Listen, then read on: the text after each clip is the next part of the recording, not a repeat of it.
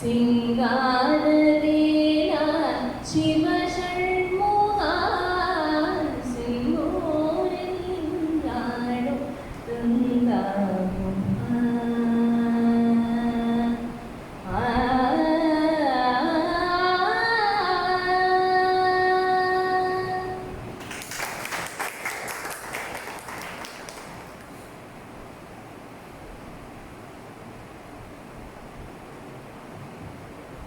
செந்தூரில் நின்றாடும் கந்தா குஹா என்று முருகப்பெருமான ரொம்ப அழகா, முருகா அப்படின்னாலே முருகனாலே அழகு அப்படின்னு ஒரு அர்த்தம் உண்டு. அப்படிப்பட்ட அந்த அழகான முருகனை பற்றி ரொம்ப அழகான இனிமையான குரலில் பாடின வினோதினி அவர்களுக்கு எங்களுடைய மனமார்ந்த வாழ்த்துக்களையும் ஆசீர்வாதங்களையும் தெரிவித்துக் கொள்கின்றோம். அடுத்ததாக எங்களுடைய அன்பு அழைப்பினை ஏற்று எத்தனையோ அலுவல்களுக்கு இடையே இங்கு வருகை வந்திருக்கும் அத்துணை பெரியவாளுக்கும் இப்பொழுது சிறப்பு செய்கின்ற தருணம். முதலாவதாக திரு எழுநகர் காஞ்சிநாதன் அவர்கள் வடகரை நா. விஜயராக ஐயங்கார் அவர்களுக்கு பொன்னாடையும் சந்தன மாலையும் இட்டு கௌரவிப்பார்கள்.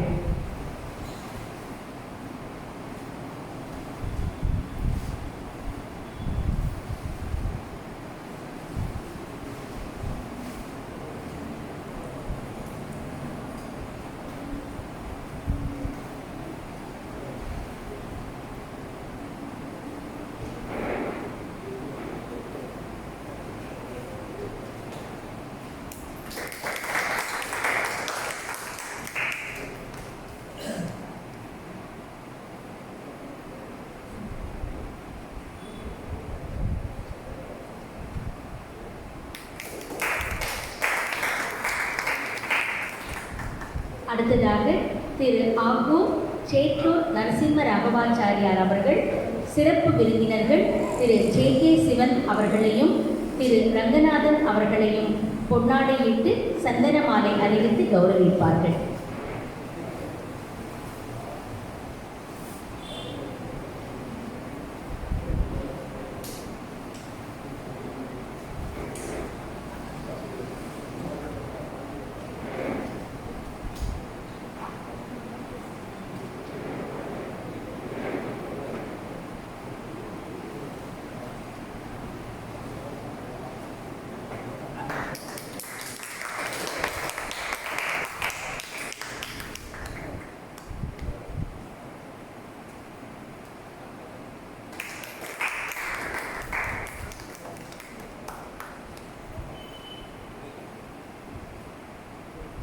திரு ரங்கநாதன் சார் அவர்களுக்கு மரியாதை.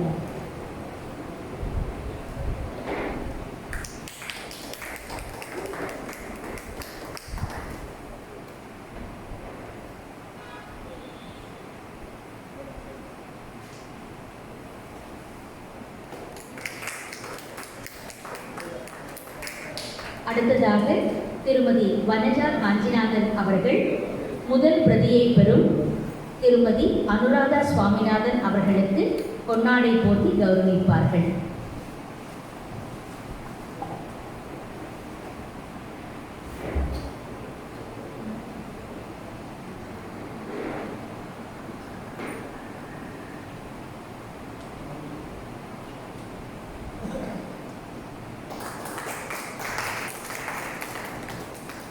அடுத்து செல்வி ஆர். வினோதினி அவர்களுக்கு திருமதி அனுராதா சுவாமிநாதன் அவர்கள் பொன்னாடை போட்டி கௌரவிப்பார்கள்.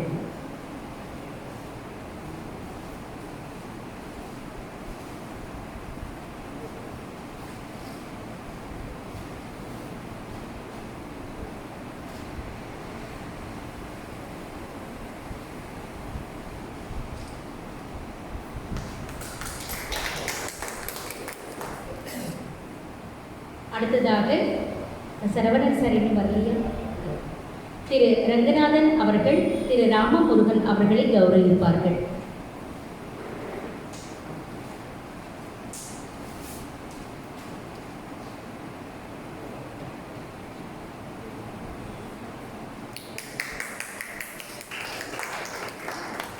இறையூர் செல்வர் இளநகர் காஞ்சிநாதன் அவர்களையும் சிம்மக்கவி ஆக்கூர் சேட்டூர் நரசிம்ம ராகவாச்சாரியார் அவர்களையும் திரு வடகரை நா விஜயராகவ ஐயங்கார் அவர்கள் கௌரவிப்பார்கள்.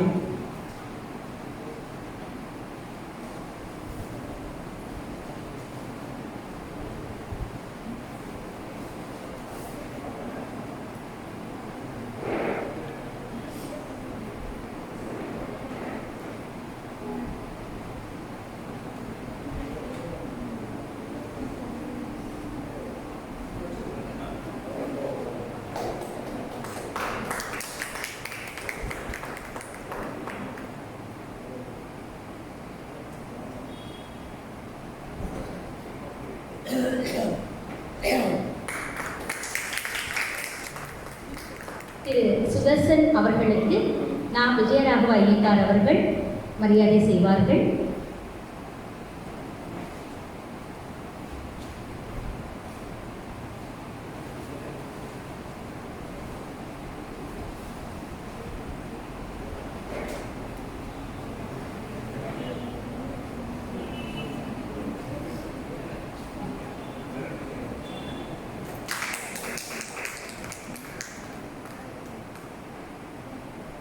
நங்கநல்லூர் வாய்ஸ் திரு சரவணகுமார் சார் அவர்களை மேடைக்கு அழைக்கின்றோம்.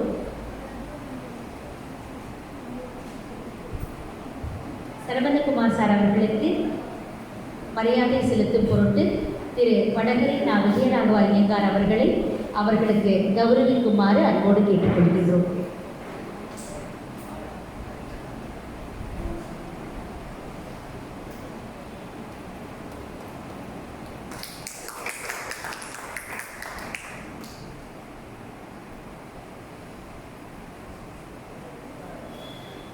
இனி புத்தக வெளியீட்டு விழா. திரு வடகரை நா விஜயராகவ ஐயங்கார் ஏர்போர்ட் சுவாமிகள் தன்னுடைய பொற்கரங்களினால் புத்தகத்தை வெளியிட இருக்கின்றார். அதனுடைய முதல் பிரதியினை திருமதி அனுராதா சுவாமிநாதன் அவர்கள் பெற்றுக்கொள்வார்கள். மற்றும் மேடையில் இருக்கும் அனைத்து அன்பு உள்ளங்களும் புத்தகம் ஒரு பிரதி கொடுத்து கௌரவப்படுத்தப்படுகிறது.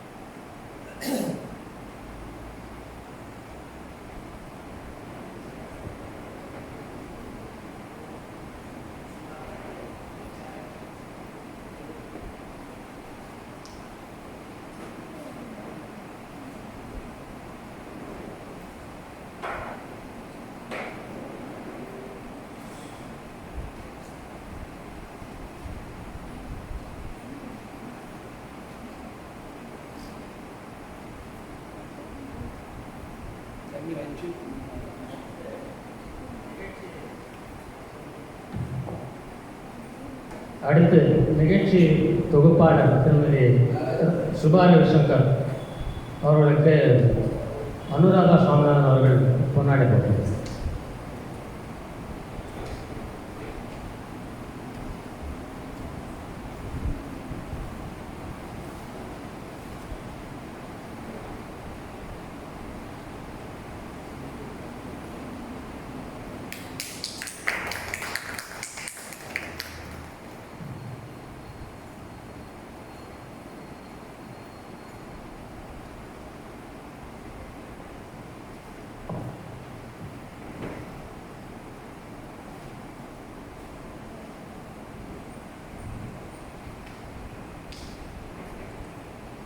இப்பொழுது மதிப்பிற்குரிய விஜயராகவ ஐயங்கார் அவர்களுடைய தலைமை உரையும் புத்தகத்தை பற்றியும் சுவையான உரையாற்றும்படி அன்போடு அவரை கேட்டுக்கொள்கின்றேன்.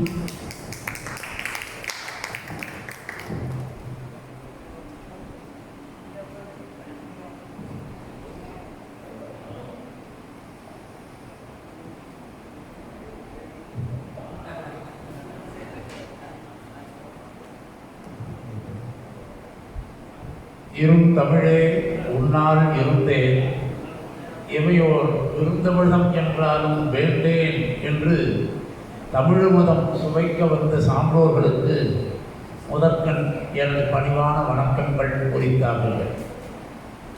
இன்றைய மாலை பொழுது இனிதாக நமக்கு துவங்கும்படியாக பரமசிவனாலே எழுந்தருளி இருந்து நடுநாயகமாக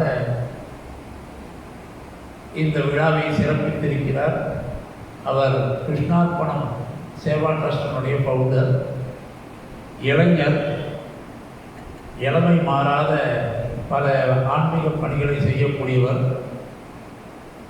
இந்த முதல் பிரதியை வாங்கிக் கொள்வது புஸ்தகத்தின் பெயரோ செந்தூர் பரணியும் கலம்பகமும் என்று தலைப்பு. செந்தூரான் என்று சொல்லும் பொழுது திருச்செந்தூர் முருகனை குறிக்கிறது. அது சுவாமிநாதனுக்கு தான் தெரியும் என்பதனால சுவாமிநாதனுடைய மிசஸாக இருக்கிறவாளே புசத்தை வந்து வாழ்ந்து போகிறேன் இருந்தார். அதனால் மிசஸ் சுவாமிநாதன் அவர்கள் முதல் பிரதியை பெற்றுக்கொள்ளும்படியாக, அதுவும் பகவானுடைய ஈஸ்வரனுடைய கிருபைன்னு அர்த்தம். இந்த மாதிரி ஒரு விசேஷமான ஒரு மாலை பொழுதில் எனக்கும் இந்த பொருளல்லாத எண்ணெய் பொருளாக்கி எனக்கும் இந்த பாக்கியத்தை கொடுத்த காஞ்சிநாதனுக்கும் என்னுடைய வாஞ்சிநாதனாக இருக்கக்கூடிய சிம்மக்கவிக்கும் எல்லாரும் கைமாறினேன். தமிழிலே இலக்கணம் முந்தியதா இலக்கியம் முந்தியதா என்று ஒரு தமிழ் ஆராய்ச்சி பண்ணணும். தமிழ்லாம் ஒரு காலத்தில் தமிழ் அடியனுக்கு ரொம்ப ஆர்வம் கவிதையெல்லாம் எழுதிருந்தேன். இப்போ அதெல்லாம் நிறுத்திட்டேன், வேண்டாங்க.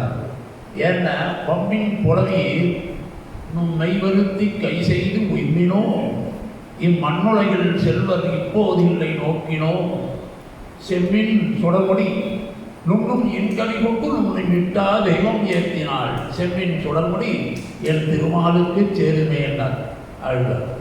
நுண்ணும் இன்கனி கொண்டு நுண்ணும் இட்டா தெய்வம் ஏற்றினாள். அவரவர்கள் இஷ்டப்பட்ட தெய்வங்களை எல்லாம் ஏற்றும் போல் அது கட்டாயம் திருமாலுக்கு சேருங்க. அதனால் திருமகள் ஆயிரன்ற புஸ்தகத்தில் வெளியீட்டு விழாவிலிருந்து இப்போ இந்த புஸ்தகத்துக்கும் வந்திருக்கு. இதுவும் ஒரு இதுதான். இப்போ இலக்கணம் முந்தியதான் பார்த்தோமானால் இலக்கியங்களை வைத்துத்தான் இலக்கணம் வந்தது. இலக்கியங்கள் இல்லை எனில் இலக்கணங்கள் கிடையாது. தமிழிலே இலக்கியங்கள் இரண்டு வகை. ஒன்று பேரிலக்கியம், இன்னொன்று சிற்றிலக்கியம்னு. பேரிலக்கியத்தில் அறம், பொருள், இன்பம், வீடு எல்லாமே சார்ந்திருக்கும், நாளும் கலந்ததாக இருக்கக்கூடியது. நீங்கள் தமிழ் வாத்தியாரா? இல்லை, சரியா? நான் ஜாக்கிரதையாக பேசணும், அதுக்காக கேட்டுட்டேன்.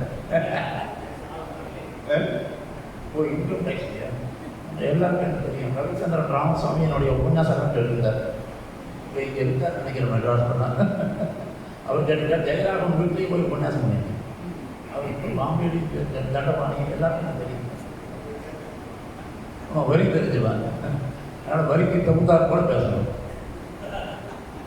இந்த இலக்கியங்கள் வருவதற்கு காரணமே நம்மளுடைய தமிழில் இருக்கக்கூடிய தொன்மையான தமிழ் அல்லது அழகு அல்லது முருகு என்று சொல்லும்படியாக இருக்கக்கூடிய அமுதமான தமிழ். இதற்கு ஈடு இணை கிடையாது. தமிழுக்கு ஈடு இணையாக வேறு எந்த மொழியும் இல்லை. அப்பேற்பட்ட உயர்ந்த மொழிகளில் இந்த பேரிலக்கியத்திற்கும் சிற்றிலக்கியத்திற்கும் வித்தியாசம் என்ன என்றால், பேரிலக்கியமானது அறம், பொருள், இன்பம், வீடு நான்கையும் கொண்டது. சிற்றிலக்கியமானது அதில் ஏதேனும் ஒன்றை பற்றியே எழுதும்படியாக இருக்கக்கூடியது. அதில் சிற்றிலக்கியங்கள் மொத்தம் 96 வகை இருக்கு. 96 வகையில் இந்த 2 கலந்தது தான் இன்னைக்கு இந்த புஸ்தகம். 2 கலந்துருக்கு. அந்த 2 ஒன்று பரணி, இன்னொன்று கலம்பகம்னு பேர். அதில் 96 வகை இருக்குது. தாண்டகம்னு ஒன்று இருக்குது. தாண்டகம் எல்லாம் ரொம்ப அபூர்வமான தமிழில் இருக்கக்கூடிய பாசுரங்கள். அதனால் அந்த அந்தாதி, கலம்பகம், பரணி, ஓவை, சதகம், பிள்ளைத்தமிழ், பள்ளு, உறவஞ்சி, உலா, இந்த மாதிரி தூது ஆகியனெல்லாம் வழக்கில் இருக்கக்கூடிய சிற்றிலக்கியங்கள். இதில் கலம்பகம் அப்படிங்கிறதுக்கு இந்த சுவாமி புஸ்தகத்தில் முன்னுரையில் ஒன்று போட்டிருக்க. அது அன்று பொருள்னு தொன்னூல் விளக்கம் சொல்லுகிறது. அது சொல்லிவிடுறேன். களம் 12, பகம் 6, 12 கூட்டல் 6 18 என்று இவர் 18 விதமான உறுப்புகளை காட்டியிருக்கிறார் வாஞ்சிநாதன், இளநகர் வாஞ்சிநாதன் சுவாமி. அதில் முகவரியில் காட்டும் பொழுது அதில் பரணியும் ஒரு உறுப்பு என்று சொல்லுகிறார். அது இல்லை. பரணி என்பது தனி. அது தொன்னூல் இலக்கண விளக்கம் இன்னொரு எழுத்துலையும் இருக்குது, புராணங்கள் எடுத்துக்காட்டு இருக்குது, நன்னூல் சூத்திரங்கள்லையும் இருக்குது. பரணி என்பது தனி இலக்கியம், அது கலம்பகத்துக்குள் சேராது. ரெண்டாவது, கலம்பகம் என்பதற்கு 18 என்ற கணக்கும் கிடையாது என்று ஒரு வரைமுறை உண்டு. எல்லாம் இருக்கிறது. இந்த கலம்பகத்துக்கு அடியேன் இந்த புத்தகத்தை வெளியிடுவதற்கு வந்ததற்கு இன்னொரு காரணம் என்னென்றால், என்னுடைய நாம் பிறந்து வளர்ந்த குடியிலே பிள்ளைப்பெருமாள் ஐயங்கார் ராமானுஜ நூற்றந்தாதி எழுதின திருவரங்க தமுதனாருடைய பேரனார் பிள்ளைப்பெருமாள் ஐயங்கார்னு பேர். அவர் எழுதினது திருவரங்க கலம்பகம்னு பேர். அந்த திருவரங்க கலம்பகத்துக்கு ஈடு இணை கிடையாது. அந்த திருவரங்க கலம்பகத்தில் எல்லா விதமான அந்த உறுப்புகள், கலம்பகத்துக்கு வேணுங்கிற உறுப்புகள் அத்தனையும் அதில் இருக்கும் 100 பாசுரத்துக்குள்ள. அதனால் அப்பேற்பட்ட கலம்பகம் பாடினவருடைய ஃபேமிலியிலேருந்து கலந்து வந்ததுனாலே இங்கே கலந்து கொள்ளும்படியான ஒரு பாக்கியம். பெரும்பானாத்து படையின்னு ஒரு சங்க இலக்கிய நூல். அந்த பெரும்பானாத்து படையில் பல்பூ மிடைந்த படலை கண்ணி அப்படின்னு ஒரு வரி வரும். அந்த வரிக்கு நச்சினார்க்கினியர் என்பவர் விளக்க உரை எழுதியிருக்கார். அவர் எழுதும்பொழுது என்ன சொல்கிறார், பல்வகையான பூக்கள் கலந்து நெருங்கிய கலம்பக மாலைன்னு பேருதுன்றார். கலம்பகம்னாலே இந்த காலத்தில் நம்ம கடையில் பூ விற்கும் பொழுது கதம்பம்னு சொல்லிட்டு இருக்காங்க. அது கலம்பகம் தான், அதுக்கு ஒரிஜினல் பேர். ஆனால் அது எல்லாரும் தமிழில் எல்லாரும் பேரை மருவி வச்சுக்குவாங்க. அதனால் மருவி வந்த பேர் தான் கதம்பம். இதற்கு உதாரணம் சொல்லணும்னா, திருப்பள்ளி எழுச்சியில் தொண்டரடிப்பொடியாழ்வார் 5வது பாட்டில் புலம்பின புட்களும் பூங்கொழில்களின் வாய் போயித்து கங்குள் புகுந்தது புலரி கலந்தது கணதிசை கனைகடல் அருவம் கடிவண்டு மிழக்கிய கலம்பகம் புனைந்த அலங்கள் தொடையல் கொண்டு அடியினை பணிவான் அப்படின்னு அங்கேயே கலம்பகம்ன்றதை காட்டுறார். கலம்பகம்ன்றது கதம்பம். நிறைய எல்லா புலவர்களையும் சேர்த்து கலந்து கொடுக்கக்கூடியது. வெறும் மல்லிப்பூவாக இல்லாமல், ஒரு ஜாதி மல்லியாக இல்லாமல், ஒரு மறுவாட்சியாக இல்லாமல், ஒரு இருவாட்சியாக இல்லாமல் எல்லாவற்றையும் கலந்தால் கதம்பம். அப்படி கதம்பமாக இருக்கக்கூடியதுக்கு நறுமணம் ஜாஸ்தி. அதனால தான் கலம்பகத்தை அப்படி கொடுக்குறான்னு நினைக்கிறேன். அதுக்கு கலப்பு கூட்டல் அகம் கலம்பகம்னு பேர் தமிழில். கலப்பு அப்படின்னாலே அங்கே அந்த கலக்கக்கூடியதாக இருக்கக்கூடியது. கலம் அப்படின்னாலே ஆபரணம். அதுக்கு பலவிதமான அர்த்தங்கள் உண்டு. ஆத்த அறந்தருடையாய் அருங்கலமே தேற்றமாய் தரவே எழுவரின் பாவாயினா. கலம்னாலே ஆபரணம், பாத்திரம், சத்புத்திரன் எல்லாமே உண்டு. அது கலப்புன்றது தன் அகத்திலேயே உண்டு. தன் அகத்தை கப்பலும் உண்டு. தன் நகத்திலே கலவையான உறுப்புகளை கொண்டதுனால கலப்பு அகம் கலம்பகம். தன் நகத்திலே பலவிதமான உறுப்புகளை கொண்டதுனாலே இது கலம்பகம் என்று பேர். இதுக்கு தொல்காப்பியர் விளக்க உரை கொடுக்கும் பொழுது கலம்பகத்துக்கு சில உறுப்புகளை எடுக்கும் பொழுது அகத்திணை புறத்திணைன்னு பேர். அகத்துறைன்னு வச்சுக்கலாம், புறத்துறைன்னு வச்சுக்கலாம். அப்படி அகத்துறைன்னு வச்சுட்டால் அதில் இருக்கிறது எல்லாமே மனசு சார்ந்ததாக இருக்கக்கூடியதாக அம்மானை, மதங்கம், காலம், மேகம், தவம், இந்த மாதிரி தவம், செவ்வியிலை அல்லது கைக்கிளைன்னு பேர். கைக்கிளை, பான், வண்டு, தழை, இரங்கள், புறம், கூது, சம்பிரதம், சித்து, ஊசல். இந்த 18ல் இன்னும் 2 உண்டு. 20ஆக எடுத்துக்கிறவாள் இருக்கா. தென்றல், ஊர், அது உறுதி சேர்த்துக்கிறது இருக்கு. புறத்திணை அல்லது புறத்துறையில் களி, மரம், புயம், இது 3ம் புறத்திரையில் வரும். என்ன ரீசன்னாக்கா, இது புகழக்கூடியதாகவும் போரிலே வெற்றி பெற்றவனுக்காக வரக்கூடியதாகவும் இருக்கக்கூடிய ஒரு கீர்த்தியாக இருக்கக்கூடிய செயல் என்பதனால இதை புறத்திணைன்னு சொல்லுகிறார்கள். கலம்பக இலக்கிய வகைகளில் இலக்கணம் கூறும் நூல், இந்த கலம்பகத்துக்கு இலக்கணம் சொல்லக்கூடிய நூல்கள் எதுனாக்கா பிரபந்த மரபியல், சிதம்பரம் பட்டியல், இலக்கண விளக்கம், தொன்னூல் விளக்கம், பிரபந்த தீபிகை, முத்து வீரியம், இது எல்லாமே இந்த கலம்பகத்துக்கு என்ன டெபினிஷன், எப்படி இருக்கணும் கலம்பகம் அப்படிங்கிறத தெரிவிக்க வந்த நூல்கள். அதில் சில 18 என்றும் சில 20 உறுப்புகள் இருக்கிறது என்றும் தெரிகிறது. பிற்காலத்தில் என்ன பண்ணிட்டாங்கன்னா இந்த கலம்பகம், இந்த கவிதை எழுதுறவங்களாம் என்ன ஆகுதுனாக்கா ஒரு காலத்தில் மரபு கவிதைன்னு பேர். அந்த மரபு கவிதைன்னா அந்த சந்தம், எதுகை, மோனை, நேர்நிறை, நிறைநிறை எல்லாமே சரிவர இருக்கணும். அந்த மாதிரி எழுதுறது தான் மரபு கவிதைன்னு பேர். அந்த மரபு கவிதை காலமெல்லாம் மலையேறி போச்சு. ஏன்னா இப்போ எல்லாரும் புது கவிதை, நான் எழுதுறது தான் கவிதை, நான் எழுதுறது தான் கவிதை, எனக்கு இப்படி தான் வந்தது, எனக்கு தூக்கத்தில் இப்படி தான் வந்தது, அதனால் அப்படியே எழுதிட்டேன் உடனே அப்படின்னு கொஞ்சம் வாட்ஸ்அப்பில் அனுப்புவார். அதில் இலக்கண மரபை பார்த்துக்கோங்கன்னா இருக்காது, இலக்கணம் இருக்காது. ஆனால் அவருடைய இலட்சியம் இருக்கிறது, அவருடைய லட்சியம் இருக்கிறது. அதனால் அதுக்கு பேர் புதுக்கவிதைன்னு வச்சிருக்காய்ப்போம். அதாவது இலக்கண வரம்பு மீறினதெல்லாம் புதுக்கவிதைன்னு அப்படி அழுத்திப்போம். அதனால் பிற்காலத்தில் என்ன ஆயிடுச்சுன்னா பல உறுப்புகள்லாம் சேரப்பட்டது. இந்த கலம்பகத்தில் என்ன ஆகும்னா இடைச்சியர், கீரையார், வளைச்சியர், கொற்றியர், பிச்சியார், யோகினியார், பள்ளு, மடக்கு, வெறிவிலக்கள், பாத வகுப்பு, இப்படியெல்லாம் இடைச்சொல்கள் இருக்கக்கூடிய கலம்பகங்கள் உண்டு. அப்படின்னா என்ன அர்த்தமா? இடைச்சியார்னா ஒரு தயிர் வைக்கிறவ, பால் வைக்கிறவளை பார்த்து அந்த பெண் மூலமாக எம்பெருமானை வளர்த்துவதோ தலைவனுக்கு தூது செல்லுவதோ அதை சொல்லுவது இடைச்சியார்னு பேர். கீரை வைக்கிறவங்க மூலமாக போனால் கீரையார்னு பேராம், மீன் விற்கிறவங்க மூலமாக போனால் வளைச்சியாராம். இப்படி கொற்றவை அப்படின்னாக்கா ஒரு தேவி, அவள் வெற்றிக்கு காரணமானவள், அவள் மூலமாக போகிறது. சிவனிடத்தில் பக்தி கொண்ட பிச்சியார், பிச்சாடனர் பின்னாடி போகிறதுனால பிச்சியார், யோகினியார், இப்படி யோகினின்னு இன்னொருத்தி தேவி. அது போல இருக்கக்கூடியவா பள்ளர், மடக்கு, வெறிவிளக்கு, இப்படி பாத வகுப்புன்னு பாதத்திலேயே நினச்சிட்டு பாடுவார், முகத்தை பார்க்காமல் பாதத்தையே பாடுவது. இப்படியெல்லாம் கலம்பகத்திற்கு பலவிதமான பிற்சேர்க்கைகள் வந்துவிட்டது. இருப்பினும் 18 தான் முற்காலத்தில் எடுக்கப்பட்ட மரபு இலக்கணம். அதில் எங்கேயும் பரணி கிடையாது. அண்ணா தெரிஞ்சுக்கணும், வகன்றது 6 அப்படின்ற ஒரு அர்த்தம் உண்டு. அதை வைக்கொண்டு கலந்து 12, 6, 18 இப்படி ஒரு கணக்கு கொண்டு வர அது கிடையாதுன்றத அழுத்தம் திருத்தமாக தொன்னூல் விளக்கத்தில் எல்லா இடத்துலையும் இருக்குது. அது பிற்சேர்க்கை அப்படின்றத தெரிஞ்சுக்கலாம்.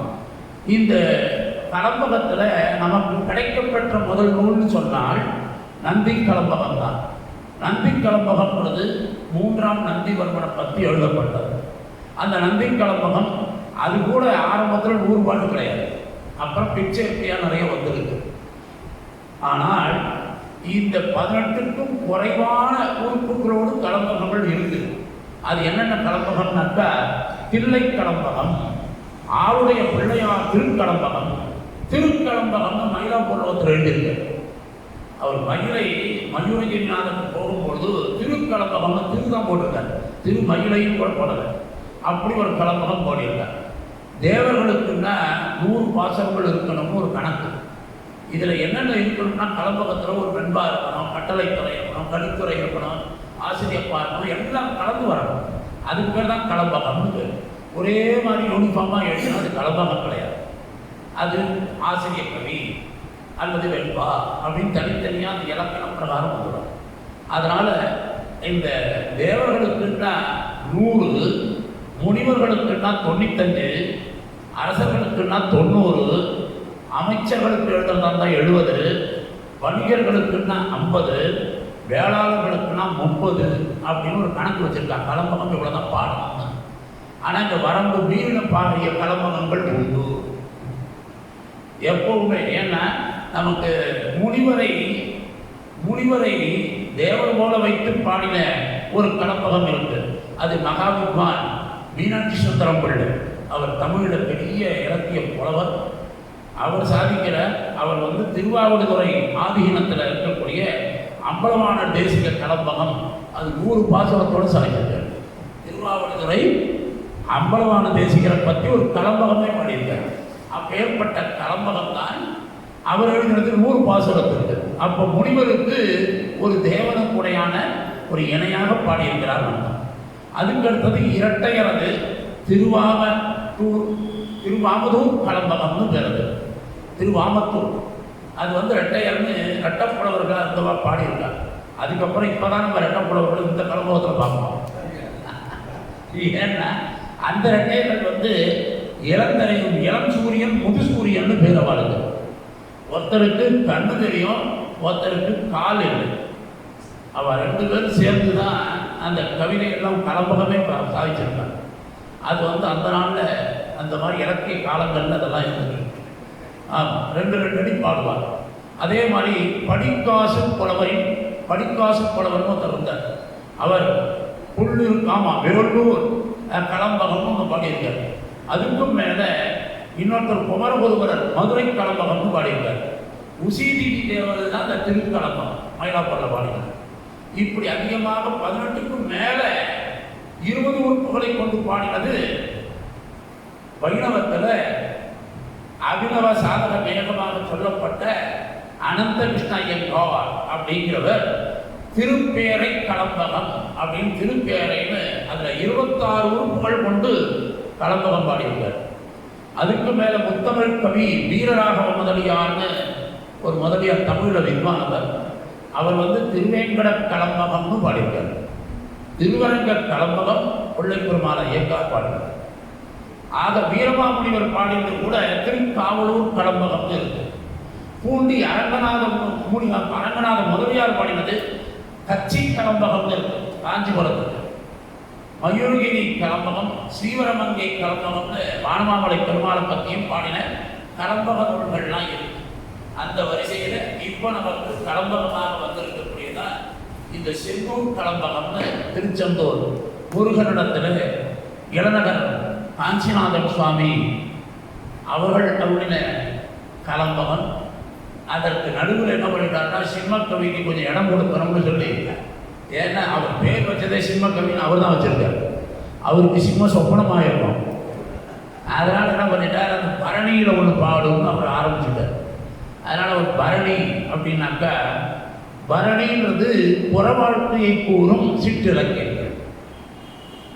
அதாவது ஒரு ராஜா போர் புரியான்னாக்கா அவனை பற்றி வீரத்தை வர்ணிப்பதற்காக எழுதக்கூடியதுதான் பரணி கலம்பகம். பரணின்னு பேர், கலம்பகம் வராது. அந்த பரணி யாருக்கு ஏற்றதுன்னு அந்த இதில் 12 பாட்டியல்னு ஒன்று இருக்குது. அது இலக்கண வரம்பு குறிக்கிறது. 240வது அதில் செய்யுள் ஒன்று இருக்குது. அதில் இதெல்லாம் காட்டுறது என்ன சொல்கிறதுன்னா, 1000 யானைகளை எவன் கொன்றானோ அவனுக்கு தான் பரணி பாட வேண்டும்னு சொல்லணும். இலக்கணங்களே அப்படி தான் சொல்லணும். இலக்கண விளக்கம் அப்படின்னு ஒரு புஸ்தகம் இருக்குது. அதில் 839வது சூழ்நிலையில் ஆணை 1000 அமரடை வென்ற மாணவனுக்கு வகுப்பது பரணி அப்படின்னு சொல்லிடு. மாணவன்னா வென்றவன், மாணவன் இல்லை, மாணவன்னா ஸ்டூடெண்ட். இந்த மாணவன் ஏன்னா இந்த காலத்தில் எல்லாருக்குமே தமிழ் என்ன ஆகிடுச்சுன்னா அந்த எழுந்துரு அப்படிங்கிறார். எழுந்துரு கூட சொல்ல வரல. எத்தனையோ பேர் என் இடத்துல காட்டால் பேரில் மாட்டிட்டு தவிக்கிறான். ஒரு 15-20 பேர் கிளாஸில் 4:30 மணிக்கு கிளாஸ் எடுக்கிறாங்க. எல்லாம் வயசானதுக்கெல்லாம் வரும். தமிழை கொள்ற இளைஞர்கிட்ட அவனை திருப்பி சொல்ல வைப்பேன். வேறு வழியே கிடையாது. அவனுக்கு என்கிட்ட மாட்டிட்டு தவிக்கிறவா நிறைய பேர் இருக்காங்க. ஏன்னா தமிழ் அப்படி அதை கொண்டா நமக்கு ஒரு பயம் வருது. ஐயோ கொள்றாலே, இந்த பாசுரத்தை கொள்றாலேன்ற ஒரு எண்ணம் வரும். அந்த இது வரக்கூடாது. தமிழை தமிழாகவே அனுபவிக்கணும். எல்லாரும் தமிழுக்கு நடுவில் அப்படியே இங்கிலீஷை கொண்டு வரலாம். அந்த மாதிரி இல்லாமல் தமிழ் பேசவும் கற்றுக்கணும், தமிழை எழுத கற்றுக்கணும், தமிழ் சொல்ல வரணும். அதில் வஞ்சி மலைந்த ஒழினை முந்தி தும்பையில் சென்றதோடு கடல் மன்னனை வெம்பு சின மாத்தான் தானை வெண்கலத்தில் குருதி பேராடு பெருகும் செங்கலத்து ஒரு தனி ஏற்றும் பரணியது பண்பே. இப்படியெல்லாம் படித்தா யாருக்குமே புரியாது. ஏதோ தெரிஞ்சதெல்லாம் சொல்லிட்டு வந்திருக்காங்க. அதாவது வஞ்சி கொடி சாத்தி கொண்டு அந்த வஞ்சி கொடி உரிமை மாலை, அதாவது வெற்றி வாகை சூடுவதற்கு வாகைப்பூ சூடுவார்கள்.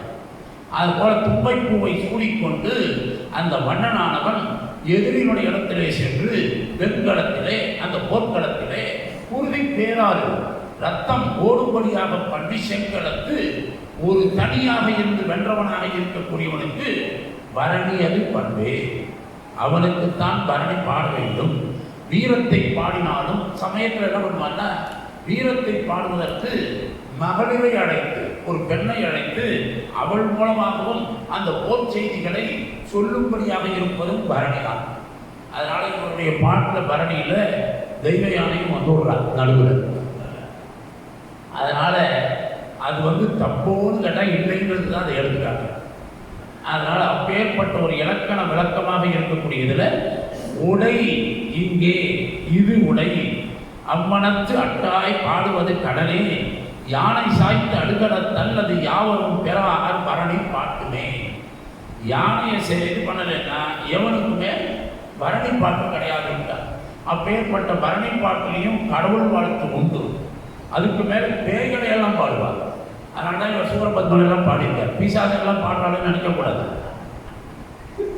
அவளுக்கு நல்ல கவிதை பாடுறாள். என்ன அந்த பரணியில் அதெல்லாம் வரும்.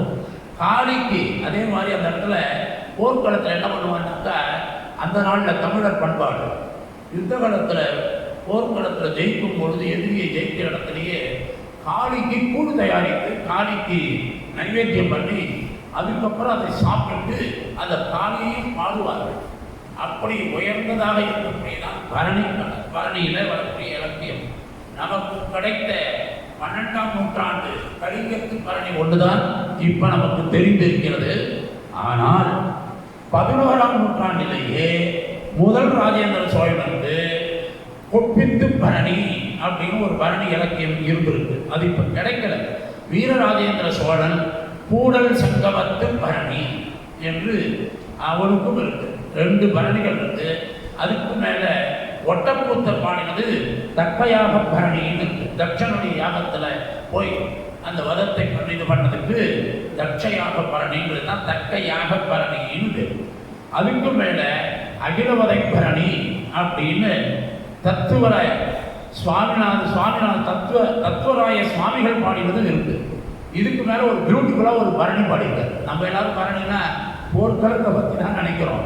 அதோட தமிழை பார்க்கணும். ரொம்ப அழகாக நம்மளுடைய அஞ்ஞானம் இருக்குது, அறிவின்மை. நம்மளுடைய அறிவின்மையே ஒரு ராஜாவாக வைத்து அவனுக்கு அகங்கார ஆணவம் தான் படை வீரர்களாக நம்ம வச்சுருக்கோம். நம்ம தான் ராஜான்னு வச்சுக்கணும். அவனுக்கு அறிவில்லையோ அவன் ராஜா. அவனிடத்தில் இருக்கக்கூடிய அகங்காரம் ஆணவங்கள் எல்லாம் படைகள். அதுக்கு எதிரணி யாருன்னாக்கா ஞானத்தோடு இருக்கக்கூடிய சர்வஜனாக இருக்கக்கூடிய சர்வேஸ்வரன்.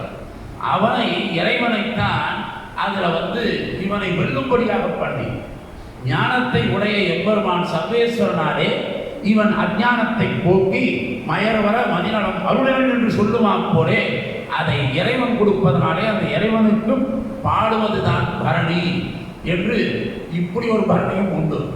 இவர்கள் எழுதுறது வெறும் செந்தூர் பரணி தான். நல்ல வேலை திருச்செந்தூர் பரணி போட்டுதான் முதல்ல ஒத்துழைக்க மாட்டேன். ஏன்னா திருச்செந்தூர் பரணின்றது சீனிப்புலவர்ன்றவர் ஏற்கனவே பாடியிருக்கார். சீனிப்புலவர்ன்றவர் திருச்செந்தூர் பரணின்னு பாடியிருக்கார். இரணியன் வதை பரணி அப்படின்னு திருக்குறுகை பெருமாள் கவிராயன் ஒருத்தர் பாடியிருக்கார்.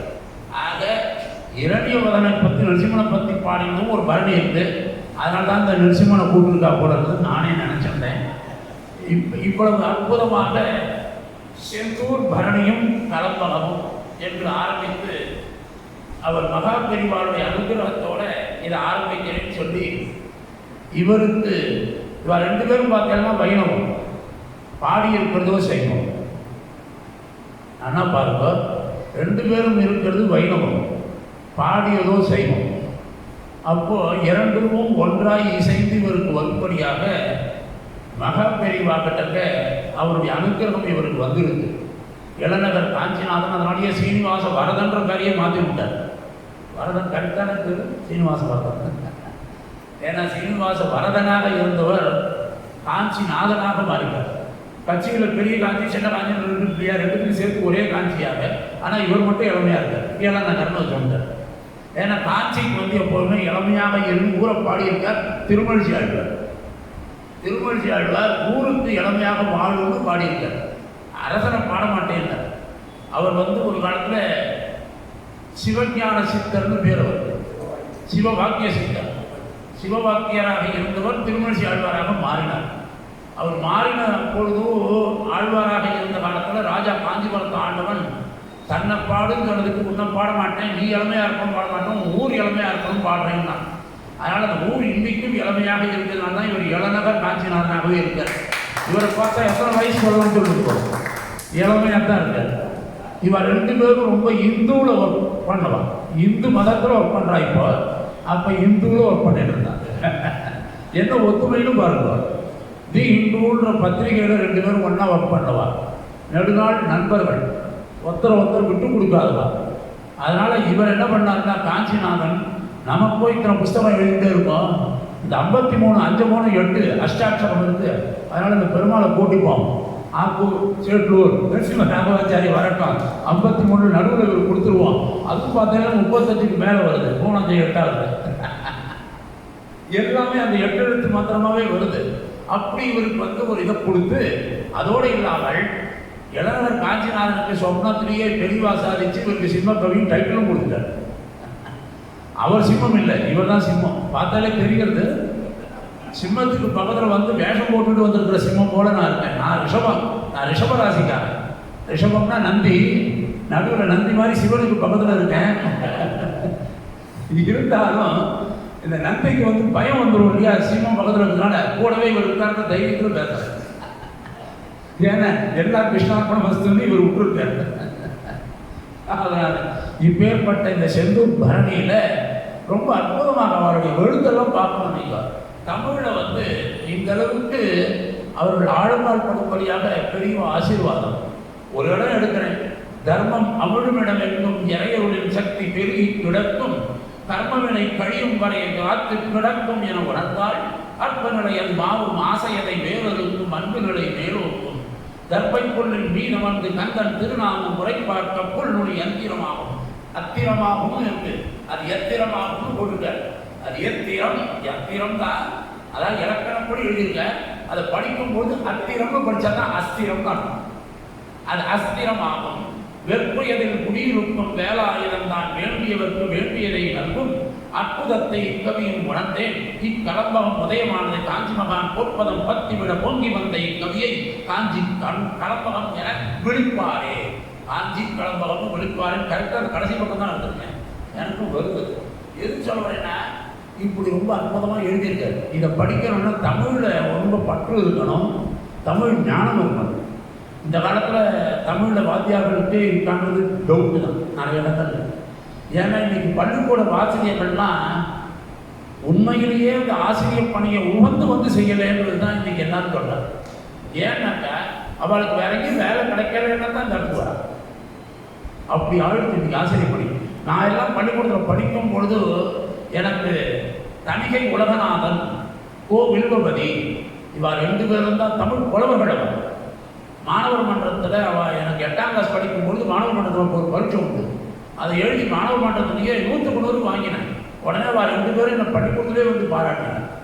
யார் இதுன்னு நான் வந்து தமிழ் அப்படி அவ்வளவு அன்பு எனக்கு தமிழில் காதல் உண்டு.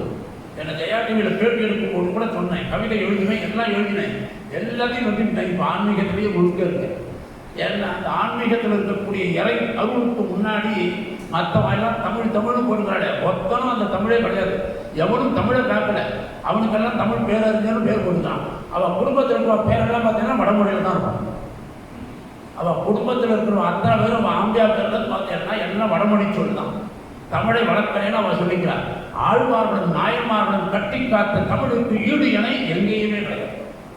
அவர்களுடைய தமிழ் இன்னைக்கும் எத்தனை வருஷமானாலும் அது ஈரச் சொல்லாக இருக்கு. அதுபோல் அவர்களுடைய இருக்குமா ஒரு 100 வருஷம் கழித்து மறைஞ்சு போயிடும். யாரெல்லாம் எழுதினாலும் தமிழில் அவருடைய தமிழெல்லாம் மறைந்து போகும். யாரும் அதை பாராட்ட மாட்டாங்க. உண்மையான தமிழுக்கு என்றைக்குமே சீரழிமை திறம்பியந்து செயல்படுத்து வாழ்த்துதுமேன்னா அது வாழ்த்தும்படியாக இருக்கக்கூடியது ஆழ்வார்கள் நாயன்மார்கள் எழுதின திருமறைகளாக இருக்கக்கூடிய ஈரச் சொற்கள் தான். அதுக்கு ஈடு இணை கிடையாது. அதன் அடியொத்தி வந்தவர்களாக இருப்பதனால இவர்கள் எழுதக்கூடிய கவிதையிலும் அவர்களுடைய அந்த ஆழ்வார்கள் நாயன்மார்களுடைய வார்த்தைகள் இங்கே தொக்கி நிற்கிறது. அதனால் என்ன பண்ணணும்னா இந்த முழுக்க அர்த்தம் தெரிஞ்சுக்கணும். புஸ்தகம் வாங்கி வச்சுட்டா போறாது, இதை தமிழை பிரித்து படிக்க கற்றுக்கணும். இல்லைன்னா கொஞ்சம் கஷ்டம் தான். இல்லைன்னா இவ எழுதி நமக்கு புரியாது, உள்ளதும் பண்ணணும். ஏன்னா அந்த மாதிரி அத்தியர்த்தம் அப்படிங்கிறது தெரிஞ்சுக்கணும். நமக்கு எந்த இடம் என்ன ஏதுன்றதை செந்தூரான் பரணி பாடின தரணி போத்திட சூர பத்மனை கலந்தாட்கொண்ட மாய நாடக வீரா. இவருடைய எப்போவுமே இவர் கடாப்படாமல் ஓடுகிறது. ஏன்னா இவர் சாதாரண ஆள் நினைக்க வேண்டாம். இவருக்கு திடீர்னு ஒரு நாள் பெருமாள் ஐக்கிரியர் கோயிலில் இவர் எனக்கு பழக்கம். என்னோட உபன்யாசம்லாம் கேட்டுருக்காரு. ஐக்கிரியவன் சன்னதியில் 10 வருஷம் நான் உபன்யாசம் பண்ணியிருக்கேன். எல்லாத்தையும் கேட்டுருக்காரு. இங்கே தான் இவர் சாதாரணமாக இங்கூரில் இருந்தால் திடீர்னு விஆர்எஸ் வாங்கி விட்டார். ஒன்றும் வேண்டாங்க, போகிறோம் உத்தியோகம்ட்டு. அதுக்கப்புறம் வைத்தியத்தில் முழுக்க கோயிலுக்கு கைங்கறி பண்ணி கொடுப்பார். இவருக்கு பொழுது போலன்னா ராத்திரி வேலை எல்லாரும் சீரியல் பார்த்துட்டு இருப்பார், இல்லைன்னா அந்த ஐபிஎல் பார்த்துட்டு இருப்பார். நிறைய பேர் ராத்திரிலாம் இப்போ போனால் நீங்கள் சாயங்காலம் அதுக்காகவே சீக்கிரம் வச்சுட்டா போடணும்னு நானே நினைக்கிறேன். ஏன்னா இங்கே இல்லைன்னா இங்கே ஸ்கோர் பார்க்கணும்ப்பா எல்லாரும். அந்த மாதிரி பைத்தியமாக எல்லாரும் மாறிட்டார். அதனால் ராத்திரி 10 மணி 11 மணி ஆனாலும் சீரியல் ஓடிருக்கும். ஒப்பாரி சீரியல் சந்தியா காலத்துலேருந்து அந்த அசுர வேலை அதில் ஒப்பாரி தான் வரும். நல்ல நாள் கிழமையில் அது இன்னும் நல்லாவே அழுகுடியாக போடுவான். ஏன்னா அப்போ தான் எல்லோரும் வீட்டில் இருப்போம், லீவு நாள் பண்டிகை கொண்டாடி. அதனால் இவர் என்ன பண்ணுவாருன்னா இதுக்கு மாறாக இருப்பார். இவர் என்ன பண்ணார், ராத்திரி 1 மணிக்கு உட்காந்து திடீர்னு ஒரு கவிதை எழுதுவார் பெருமாளை பற்றி. எழுதிட்டு 1 மணிக்கு எனக்கு வாட்ஸ்அப்பில் உடனே அனுப்பிச்சுப்பார், சுவாமி இதை பாருங்க. நான் 3 மணிக்கு எழுந்து பழக்கம். இவர் 1 மணிக்கு உட்காந்துருக்கார், நான் 3 மணிக்கு எழுந்து பழக்கம். 3 மணிக்கு ஒரு பதில் போடுவேன். ரொம்ப இருக்காருன்னு இவருக்கு திருப்பி கவிதையிலேயே ஒரு பதில் போடுவேன். அந்த மாதிரிலாம் இவர் இடத்துல கவிதையிலேயே உரையாடும்படியான ஒரு பாக்கியம் கிடைச்சிது. ஏன்னா இவருக்கு எதை எடுத்தாலும் நடந்தாலும் சரி, நினைச்சாலும் சரி, சாப்பிட்டாலும் சரி, எல்லா இடத்துலையும் அவருக்கு அந்த பகவத் ஸ்மரணம் கொடுத்தது. இன்னைக்கு கூட ஏதோ திருப்பள்ளி எழுச்சின்னு ஒருத்த பாடியிருக்காரு. அதையும் பாடி எனக்கு இப்போ வாட்ஸ்அப்பில் காமிக்கிறார், சுவாமி இதை பாருங்க.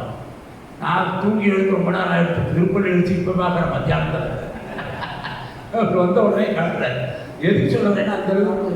ஆமாம், வீரராகவனுடைய விஜயராகவன் பார்க்கணும். இப்போ தானே விஜயம் பண்ணியிருக்கேன். அந்த அளவுக்கு தமிழ் பேசும்பொழுதே அப்படி நயத்தோடு வரணும். அப்படி இருந்தால் தான் நமக்கு எல்லாமே இந்த வாங்கி கொண்டு இந்த புஸ்தகங்களை படிக்கும் பொழுது இதில் இருக்கக்கூடிய அந்த கலப்பகமும் பரணி அந்த முருகனுடைய பெருமைகளை பேசுவது. கடைசியில் அவர் முடிக்கிறார், 100க்கு மேலேயும் கொண்டு வந்து முடிக்கிறார். 2 வரிகளில் சில பாத்திரங்கள்லாம் அழகாக அந்த கந்தசஷ்டி கவசத்தில் வரா மாதிரியே சில வரிகள்லாம் வருது. ரொம்ப அற்புதமாக இவர்கள் இருவருக்கும் சேர்ந்து அந்த செந்தூர் முருகனை அருள் பண்ணி மகா பெரிவாள் மூலமாக இந்த வெற்றிகரமாக இந்த புத்தகத்தை வெளியிடும்படியான ஒரு பாக்கியம் அவளுக்கு கிடைச்சிட்டு இன்னும் பல பல தொண்டுகள் அவர்கள் செய்து கொண்டு வருகிறார்கள். எல்லாம் மேன்மேலும் அபிவிருத்தி அடையணும்னு எல்லாம் வல்ல எம்பெருமானை பிரார்த்தித்து அடியனுடைய தலைமையுடைய சுருக்கமாக முடித்துக் கொள்கிறேன்.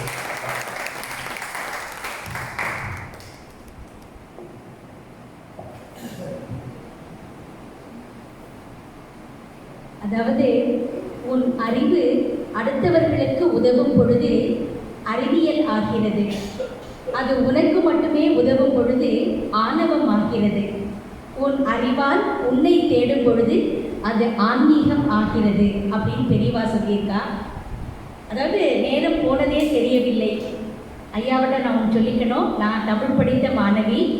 என்னுடைய 52வது வயதில் தான் முனைவர் பட்டம் பெற்றேன். அதாவது பல வருடத்திற்கு பிறகு மீண்டும் அந்த தமிழை இந்த மேடையில் உங்கள் மூலம் இல்லை, அப்படி இல்லை, அதாவது மறைந்து போன தமிழ். ஏன்னா அனுபவித்தேன் ஒவ்வொன்றையும் அவர்கள் சொல்லும்போது என்னுடைய முனைவர் பட்ட தலைப்பே பெண்ணிய நோக்கில் பெண்பார் பிள்ளை தமிழ் இலக்கியங்கள் தான். அதில் அந்த சிற்றிலக்கியங்களை எடுத்துட்டு ஒவ்வொன்றையும் அதாவது ஒரு மேடையில் ஒருத்தரை நம்ம சிறப்பு விருந்தினராக கூப்பிடுறோம் அப்படின்னா சிலதான் நாக்கிய வாஸ் அப்படின்பார்கள். பேருக்கு வெறும் அந்த இன்விடேஷனை மட்டும் வச்சுட்டு பேசுகிறவா இருப்பா.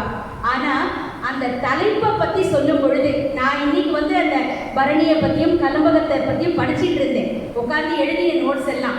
ஆனால் ஒவ்வொன்றையும் எவ்வளவு நுணுக்கமாக ஆராய்ந்து எவ்வளவு அற்புதமான விஷயங்களை பெரியவா வந்து கொடுத்துருக்கா அப்படின்னா அதுதான் தமிழுக்கு உரிய பெருமை. ஒரு தமிழ் படித்த மாணவிங்கிறது அவருடைய ஆசிரியரை போல எனக்கு வந்து சேலம் ருக்மணி அம்மா தான் என்னுடைய தமிழாசிரியராக இருந்தா. அவர்கள் வந்து ஊக்குவித்த ஒரு இதுதான், நீ தமிழ் படிக்கணும், நீ தமிழ் பேசணும், ஒரு சிறந்த பேச்சாளராக வருவான்னு அவர் கொடுத்த ஊக்குவிப்பு தான் இன்னைக்கு வரையில இந்த தமிழ் தான் என்ன வாழ வச்சுட்டு இருக்கு. அப்படி ஒரு அற்புதம். வெறும் நான் மேற்போக ஒரு ஆன்மீகமாக ஒரு செயல் நடையில பெரியவாட எழுதியிருக்கான்னு நினச்சிட்டு இருந்தேன்.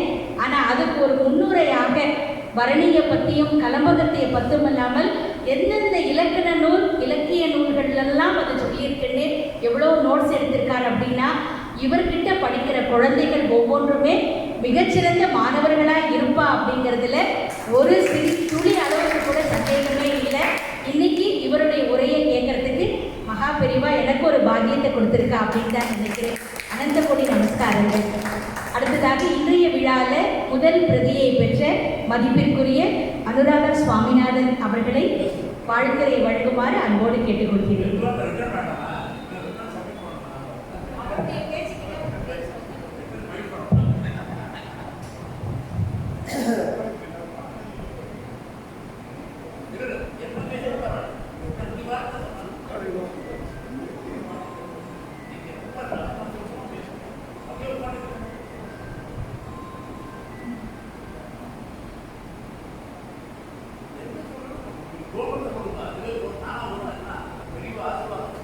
அவையோர்களுக்கு என்னுடைய நமஸ்காரம். இங்கே வந்து இந்த பரணியம் கலம்பகம் அனுராதா சுவாமிநாதன் ரீசெண்டாக இன்கம் டேக்ஸ்லேருந்து ரிட்டையர் ஆகும்.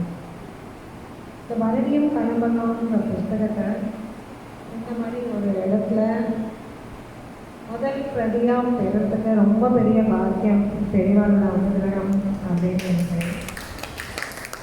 எனக்கு மகாபெரிவாளுக்கு அனந்த கோடி நமஸ்காரம்.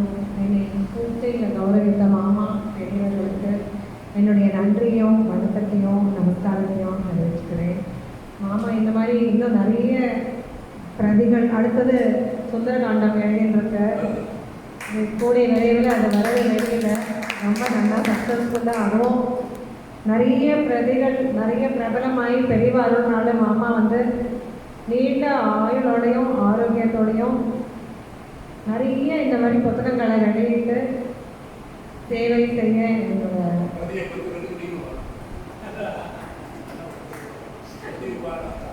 அனுகிரகம். தேங்க்யூ. நன்றிகள் பணக்கம்.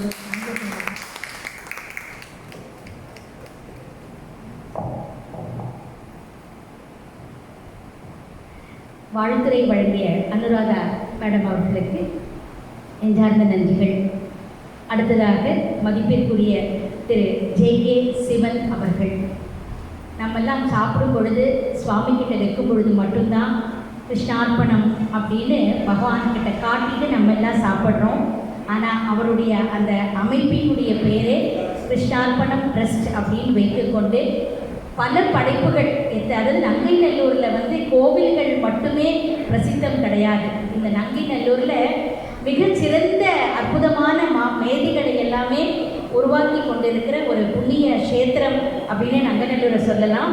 அதில் சிவன் சாரும் ஒரு சிறந்த மாமனிதர், அற்புதமான படைப்புகளை எழுதி நிறைய நூல்களை வெளியிட்டிருக்கார். அவரை வாழ்த்துரை வழங்குமாறு அன்போடு அழைக்கின்றேன்.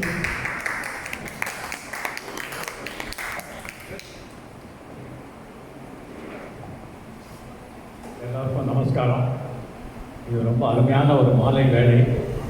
இன்று எவ்வளவு முக்கியமான நாள் என்று உங்களுக்கு தெரியுமா? இன்று வாசவி ஜெயந்தி என்று ஒரு நாள். இந்த வாசவி ஜெயந்தி என்பதை பற்றி நிறைய பேருக்கு தெரியாது. வாசவி என்பது அம்பாள். அந்த அம்பாள் பிறந்த நாள். அந்த அம்பாளை தான் கர்நாடகா தேசத்திலே நிமிஷாம்பாள்னு கொண்டாடுவார். கர்நாடகா தேசத்தில் இருந்தவாளுக்கு அந்த நிமிஷாம்பாள் பற்றி நல்லா தெரியும்.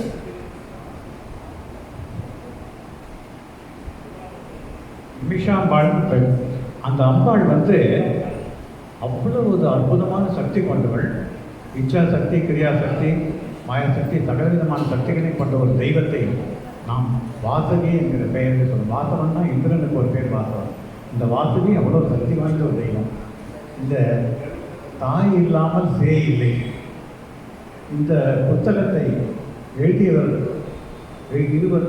ஒருவர் இளநகர் காஞ்சிநாதன், மற்றொருவர் நமது சிம்மக்கவி சுவாமிகள் நரசிம்மராக சுவாமிகள். இருவருமாக சேர்ந்து இது புலவர்களமாக சேர்ந்து இயற்றி அந்த நூல். திரும்பி நேற்றாக பார்த்தேன் 108 பேஜ் இருக்கிறது. 108 என்பது எவ்வளோ உயர்வான ஒரு எண்ணம் என்பது, உயர்வான நம்பர் என்பது எல்லாருக்கும் தெரியும். அது தானாக அமைந்திருக்கிறது, இவர்களாக பிளான் பண்ணி எழுதவில்லை. 108 என்பது அவ்வளவு சிரேஷ்டமானது. 108 இருந்தால் தான் நம்ம ஜபம் பண்ண முடியும். 108 ஜபமாலைகளின் மணிகள், 108 உபனிஷத்துகள், 108 அஷ்டோத்திரங்கள் சுவாமியை கொண்டாடுவது, எல்லாத்துக்கும் 108 என்பது மிக உயர்வானது. இந்த விழாவினை நான் சொன்ன இந்த வாசவி ஜெயந்தி என்று நடக்க வேண்டும் என்பது பகவானுடைய சங்கல்பம். ஏனென்றால் இந்த புத்தகம் எழுதி பல மாதங்கள் ஆகி இதை முன்பே நாங்கள் திருச்செந்தூரிலோ அல்லது மதுரை பக்கத்தில் இருக்கிற திருப்பரங்குன்றத்திலோ சென்று வெளியிடலாம் என்று கூட ஒரு எண்ணம் இருந்தது ஆசிரியர். ஆனால் பகவான் அதை இன்று இங்கே தான் ரஞ்சனி ஹாலில் இருக்க வேண்டும் என்று நியமித்திருக்கிறார். அதுக்கு விஜயராமன் சுவாமிகள் வந்து மிக அழகாக பேசி கலம்பகம் என்றால் என்ன, பரணி என்றால் என்ன என்பதை நமக்கு விளக்கினார்கள். ஒரு இலக்கண வகுப்பை நடத்தினார். தமிழ் என்பதை இலக்கியம் இலக்கணம் இல்லாமல் தமிழ் கற்க முடியாது என்பதை மிக அழகாக நமக்கு தெரியும். தேமாங்கா புளிமாங்கா என்றெல்லாம் சொன்னார். நிறையெல்லாம் சொல்லிக் கொடுத்தார் நமக்கு பள்ளிக்கூடத்தில் இலக்கணம் படித்ததுக்கப்புறம் இன்று விஜயராம சுவாமிகள் சொல்லினார். அதெல்லாம் தெரியும். நாம் நிறைய என்றால் ஏதோ ரொம்ப நிறைய இருக்கிறதே என்றுதான் நினைக்கக்கூடிய ஆட்கள். நமக்கு நிறைய பற்றி அதுக்கு தெரியாது. அவன் அசாத்தியமான தமிழறிஞர், ஹாஸ்யமாக அதை நகைச்சுவை கலந்து பேசக்கூடியவர். சமய சந்தர்ப்பத்துக்கு ஏற்ற மாதிரி தன்னை அந்த வாசகர்களுடைய மனோநிலையை, கேட்பவர்கள் மனோநிலையை அறிந்து அற்புதமாக பிரவச்சனம் செய்யக்கூடிய ஒரு அற்புதமான பேச்சாளர். இவரை எனக்கு பல காலமாக தெரியும். எங்களது கிருஷ்ணார்ப்பணம் வெளியீடுகளை வந்து கலந்து கொண்டு மேடையை அலங்கரித்து சில புத்தகங்களை வெளியிட்டு இருக்கிறார். அப்படிப்பட்ட ஒரு மகான் என்று தலைமை வகித்து இந்த புத்தகத்தை வெளியிடுவது மிகவும் பாக்கியம். ஆசிரியரை பற்றி சொல்லும் பொழுது இந்த இளநகர் காஞ்சிநாதன் இதை ஏன் எழுதினார்? அவர் தமிழ் ஆர்வத்தினாலா அல்லது தமிழ் அறிவினாலா அல்லது இலக்கணம் இலக்கியம் நமது விஜயராகவன் சுவாமிகள் சொன்னதை போல் அத்தனையும் அறிந்தவரா என்றால் இதையெல்லாம் மனதில் கொண்டு அவர் எழுதவில்லை. முதலாவது இந்த புத்தகத்தை அவர் எழுதினாரா என்றால் எழுதவில்லை என்றுதான் நான் கண்டிப்பாக சொல்லுவேன். எனக்கு அவரை பற்றி தெரியும். இந்த புத்தகத்தை முருகனை பற்றி எழுத சொன்னது தெரியவார். அவரை எழுது என்று எழுத வைப்பது தெரியவார். எப்படி எழுத வைக்கிறார், எழுத்து எப்படி வருகிறது என்று எழுத்தை முன்பே யோசித்து இந்த வார்த்தை இங்கு போடலாமா, அந்த வார்த்தை அங்கு போடலாமா என்றெல்லாம் பேசும். அருள் கவி என்று சொல்லுவோமே, அந்த மாதிரி அந்த அருளினால் அவருக்கு வார்த்தைகள் வருகிறது. நடுராத்திரி எழுந்து உட்கார்ந்து கொள்வார். எழுந்துடுறான் அப்படின்னு படுக்கையிலேருந்து பெரியவா எழுப்புவார். எழுதி போய் கம்ப்யூட்டர் முன்னால் உட்கார்றார். என்ன தோன்றவோ எழுதுவார். ஆனால் எழுதுறேன்னா என்னன்னு பார்த்தா அதுக்குள்ள ஒரு 20 பக்கம் ஓடி போயிருக்கும். அது கவிதையாக வருமோ, அல்லது ஒரு கோவிலை பற்றி வருமோ, அல்லது எந்த ஒரு மகானை பற்றி வருமோ, அது எல்லாமே பெரியவாளுடைய அனுகிரகம். அப்படிப்பட்ட ஒரு மகான் இன்று இந்த புத்தகத்தை நமக்கு அறிந்திருக்கிறார். இதில் நான் பேசுவதற்கு ஒன்றுமில்லை. முருகனை பற்றி ஒரு அழகான பாட்டை பாடிவிடுகிறேன். ஏனென்று கேட்டால் விஜயராக சுவாமிகள் பேசுவதற்கப்புறம் நான் பேசுவதற்கு ஒன்றுமே இல்லை. ஆகவே முருகனின் மீது ஒரு அருமையான பாட்டு சாதுதேசி ராகத்திலே பாடினால் கேட்பதற்கு இனிமையாக இருக்கும். இது பாலமுரளி கிருஷ்ணா பாடின ஒரு பாட்டு. துணை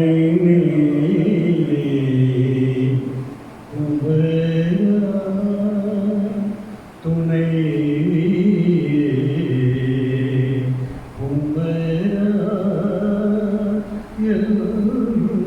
துணை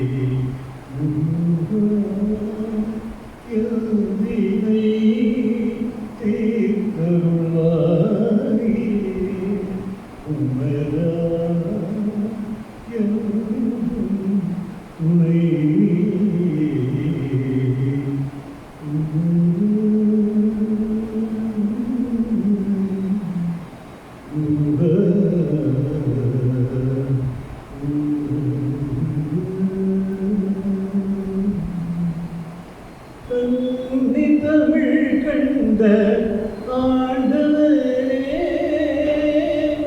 கன்னி தமிழ் கண்ட ஆண்டவரே,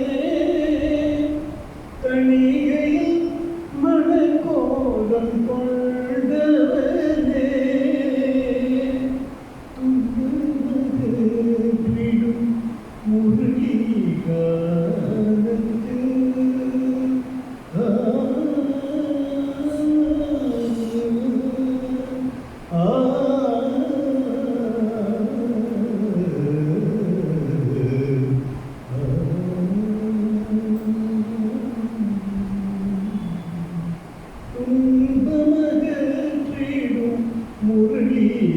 முரளிகானத்தில் தலை மறந்தே என்னை மறந்தாயோ,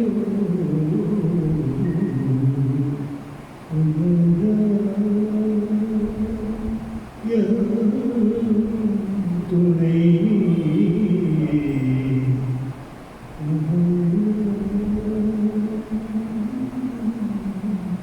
முருக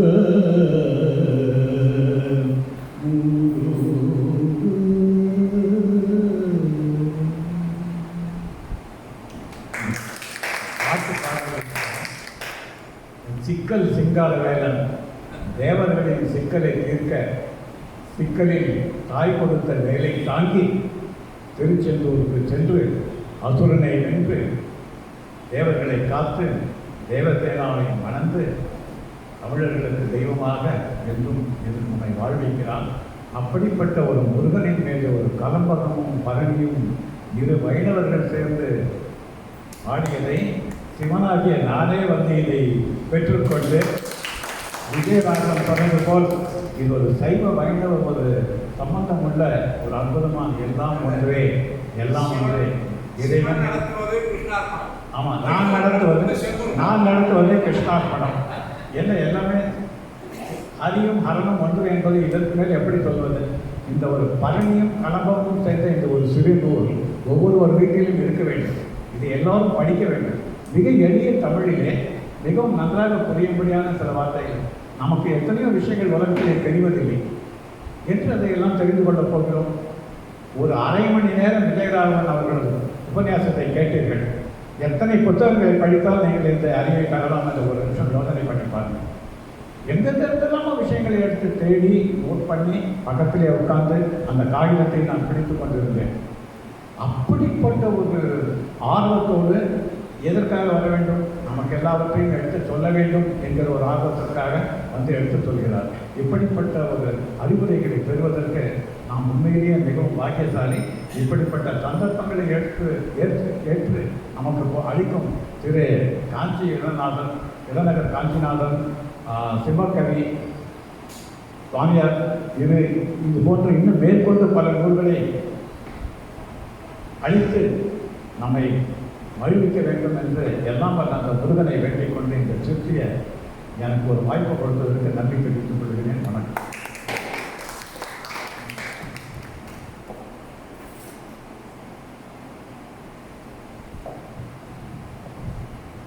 மிக சிறப்பாக உரையாற்றியதோடு மட்டுமல்லாமல் ரொம்ப பாலமுரளி கிருஷ்ணா அவர்கள் எழுதிய பாடல். ஆனால் கண்ணை மூடிட்டு கேட்டேன் அப்படின்னா அவருடைய குரலை அப்படியே ஒலிக்கும். பாலமுரளி கிருஷ்ணாவை பாடுவதை போன்ற ஒரு அற்புதமான ஒரு இசை நம்ம பாடி நம்ம எல்லாம் மகிழ்வித்த மதிப்பிற்குரிய திரு ஜே.கே. சிவன் சார் அவர்களுக்கு எங்களுடைய நெஞ்சார்ந்த நன்றிகளை தெரிவித்துக் கொள்கின்றோம். அடுத்ததாக திரு ரங்கநாதன் சார் அவர்களை வாழ்த்துரை வழங்க அன்போடு அழைக்கின்றேன்.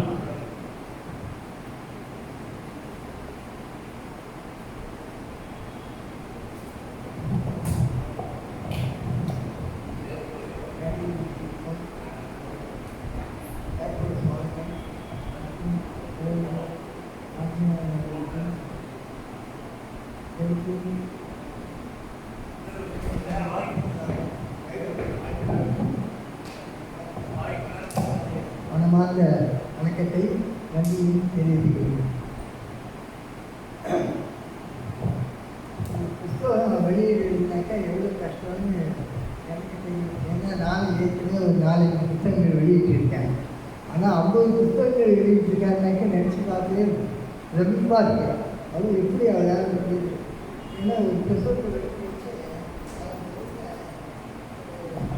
என்னன்னு பார்க்கணும்.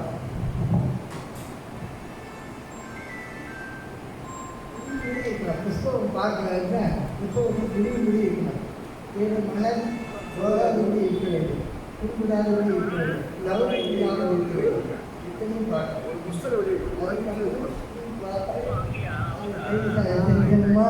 உட்கார்ந்து பட்டங்களே இருக்கிறதுமையா அவர் எந்த இடத்துல தவறு இருக்கோ அந்த தவறுகளெல்லாம் நீக்கி மறுபடியும் அந்த கரெக்டான இந்த சரியான வார்த்தைகளை அதில் போட்டு செய்யணுன்றது மிகவும் கஷ்டமான வார்த்தை.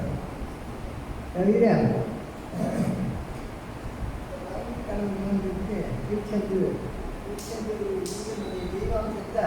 நமக்கு கையிலே நங்கதூரிலே கையிலேயே கொடுத்துட்டார். மாலை வேளையில் கையிலே கொடுத்து நமக்கு அந்த அருள் கிடைக்கும்படியாக செய்து ஒரு பெரிய விஷயம். என்ன அது தவிர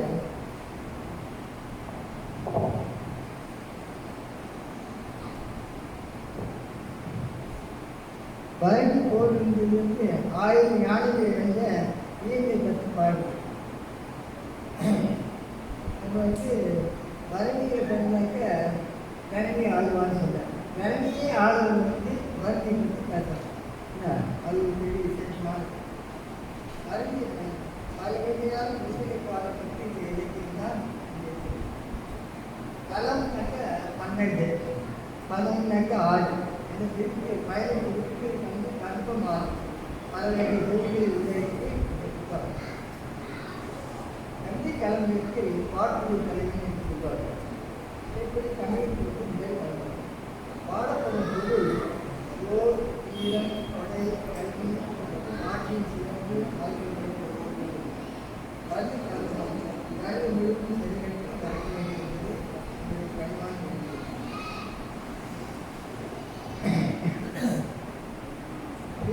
தீவாம்சத்தை நங்கநல்லூருக்கு கொண்டு வந்து நம் கைகளில் தவழ்விட்ட இளநகர சுவாமி மற்றும் நரசிம்மாச்சாரி இருவருக்கும் என் நன்றியை தெரிவித்துக் கொள்கிறேன். இளநகர் அவர்கள் பார்ப்பதற்கு மிகவும் எளிமையானவர், பழுப்பதற்கு இனிமையானவர். ஆகவே நான் மேலும் தவிர திரு சேன் அவர்கள் ஏற்கனவே பல விஷயங்களையும் மேலும் செய்திருக்கிறார். ஏற்போ சுவாமி அவர்கள் மிக தெளிவாக விளக்கமாக அனைத்தையும் எடுத்து வைத்தார். ஆனால் எனக்கு கொஞ்சம் வேலை கம்மியாக போச்சு. மேலும் புத்தகத்தை அனைவரும் வாங்கி பயன்படுத்த கேட்டுக்கொள்கிறேன். நன்றி.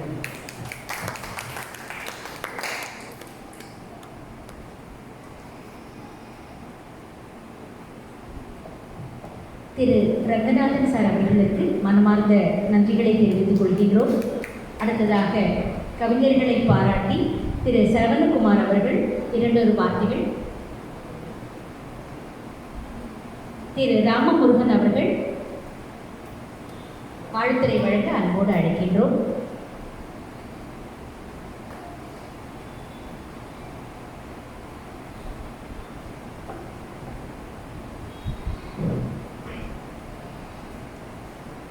அனைவருக்கும் மாலை வணக்கம். மேடையில் அமர்ந்திருக்கக்கூடிய சான்றோர் பெருமக்களுக்கும் வணக்கம். இன்றைய தினம் செந்தூர் பரணியும் களம்பகமும்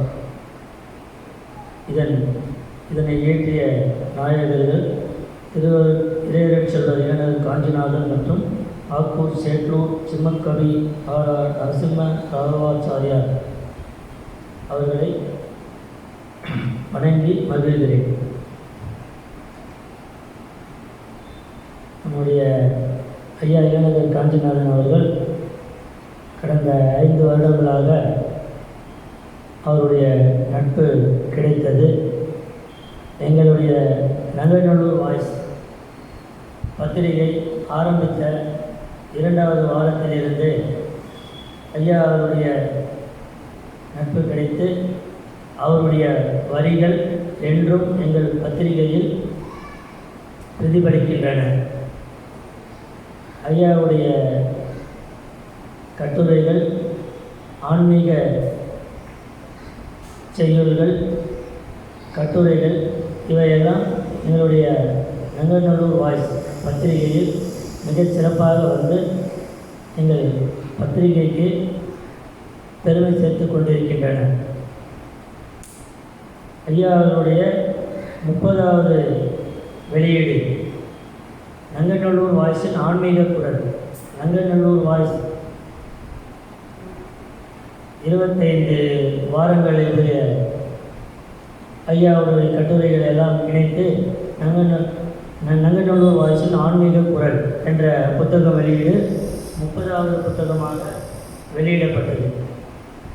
அது முதல் ஐயா அவர்கள் உடைய புத்தக வெளியீட்டில் நாங்கள் கலந்து கொண்டு வருகின்றோம்.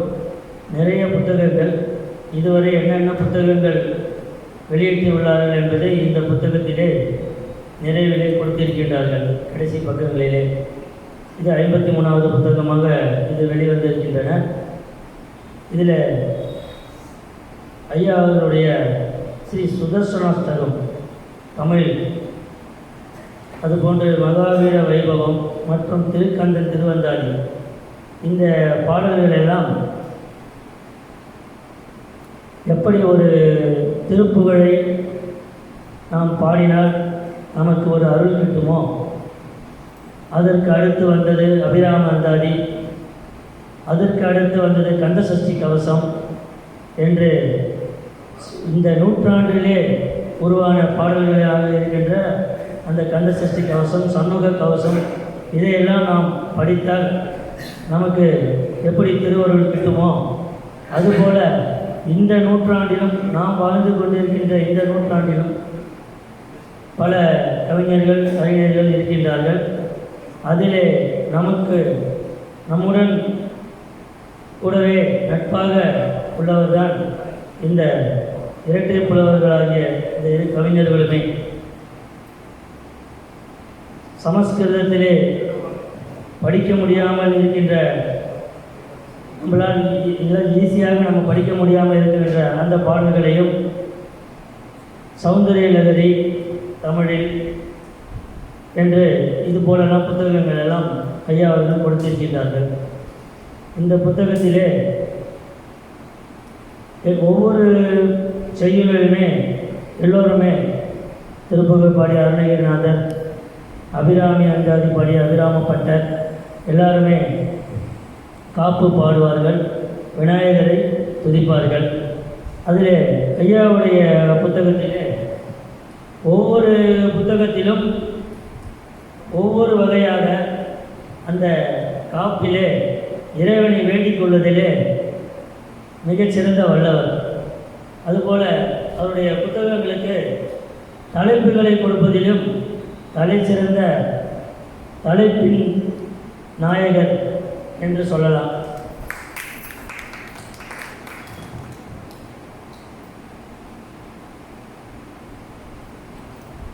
இதில் பார்த்தீங்கன்னா முதல் பாடலிலே கணபதி காப்பிலே மங்களம் நல்கும் என்று அருமையாக பாடலை ஆரம்பித்து, இங்கு இக்கவிக்குள் வந்து நின்ற வான்மழையாய் இன் சிறு விழி அருள் மலர் தந்தருள்கவே.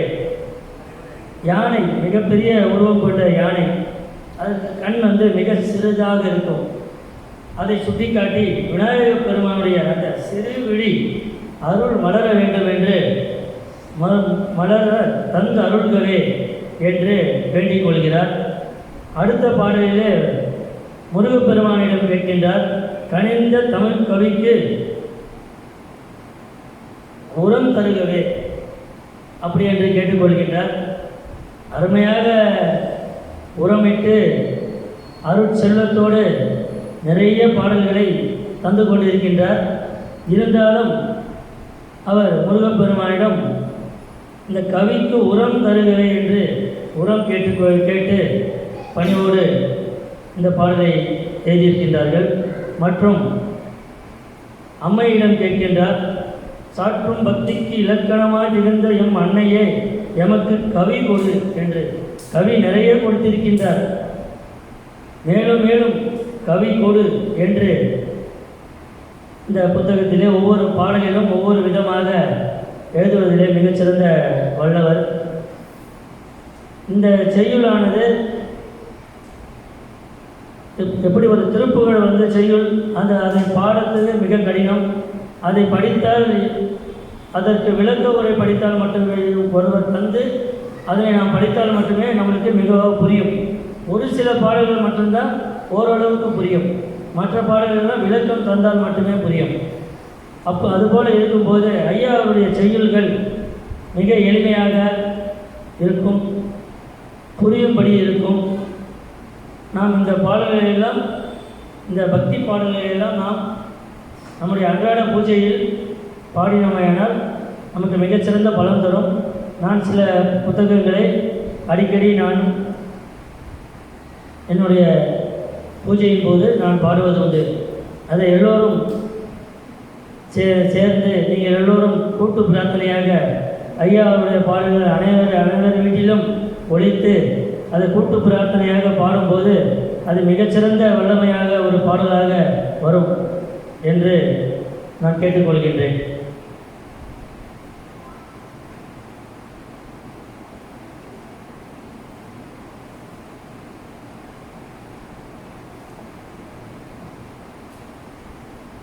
இதில் ஒரு சில வரிகளை நான் பாடி காட்டலாம் என்றிருக்கிறேன். இலக்கியத்தில் சேர்வான் இதயம் கனிந்த நல் முருகன், கலக்கங்கள் தீர்ப்பான் அதிகாலை அவன் சொல்ல, கலனாக வந்து கனலாக நின்று புனலாகும் பொன்பொருள் முன், நலமாகும் நம் வாழ்வு அதை புறநானூறு, நிலமாண்ட மன்னர் பலவேறும் இவனை குலதெய்வமென கொண்டாடி வளம் வந்தார்கள் பாரே என்று நிறைய வரிகளை நாம் பாடலாகவும் பாடலாம், கவிதை போலும் படிக்கலாம். இலக்கியத்தில் சேர்வான் இதயம் கணிந்த நன்முருகன், கலக்கங்கள் தீர்ப்பான் அதிகாலை அவன் பேர் சொல்ல, கலனாக வந்து கனலாக நின்று புனலாகும் பொன் முருகல் பொன், நலமாகும் நம்பாடு அதை கூறும் புறநானூறு, நிலமாண்ட மாமன்னர் பலவேறும் இவனின் குலதெய்வமென கொண்டாடி வளம் வந்தார்கள் பாரே என்று. இந்த செந்தூர் பரணியும் கலம்பகமும் இதிலே இதை நாம் முழுக்க படித்தமையானால் இந்த பாடல்களை படித்த பலனும் உண்டு. இந்த வரலாற்றை தெரிந்து கொண்ட நமக்கு கதையும் எளிதாக புரிகிறது. எப்படி முருகப்பெருமான் திருச்செந்தூரிலே சூரபத்மனை வதம் செய்தார், அதன் பிறகு தேவயானை திருமணம், அதன் பிறகு வள்ளியை திணைப்புணம் காத்தல், அங்கு சென்று வள்ளியை திருமணம் செய்தது என்று இந்த முருகப்பெருமானுடைய கந்த புராணத்தையும் மிக சிறப்பாக இந்த புத்தகம் முழுக்க தெரிகின்றது. இன்னும் நிறைய இருக்கின்றன. இந்த புத்தகத்திலே சில பக்கங்களை பார்த்ததிலே நான் கூறியது மிகச் சிறிதளவான ஒரு விஷயங்களை நான் உங்களுக்கெல்லாம் உங்களுடன் நான் பகிர்ந்து கொண்டேன். இன்றைய தினம் இந்த பத்திரிகை புத்தகம் வெளியிட்டு சிறப்பு செய்ததற்கு நான் மிக்க மகிழ்ச்சி அடைகிறேன். இங்கு வந்திருக்கும் அனைவருக்கும் நான் என்னுடைய நன்றியை தெரிவித்துக் கொள்கிறேன். நன்றி, வணக்கம். வாழ்த்துரை வழங்கிய ராமமுருகன் அவர்களுக்கு எங்களுடைய மனமார்ந்த வாழ்த்துக்களை தெரிவித்துக் கொள்கின்றோம். அடுத்ததாக ஏற்புரை வழங்குவதற்காக மதிப்பிற்குரிய சிம்மக்கவி நரசிம்ம ராகவாச்சாரியார் அவர்களை அனைவருடைய அனுமதியோடு மேடைக்கு அழைக்கின்றோம்.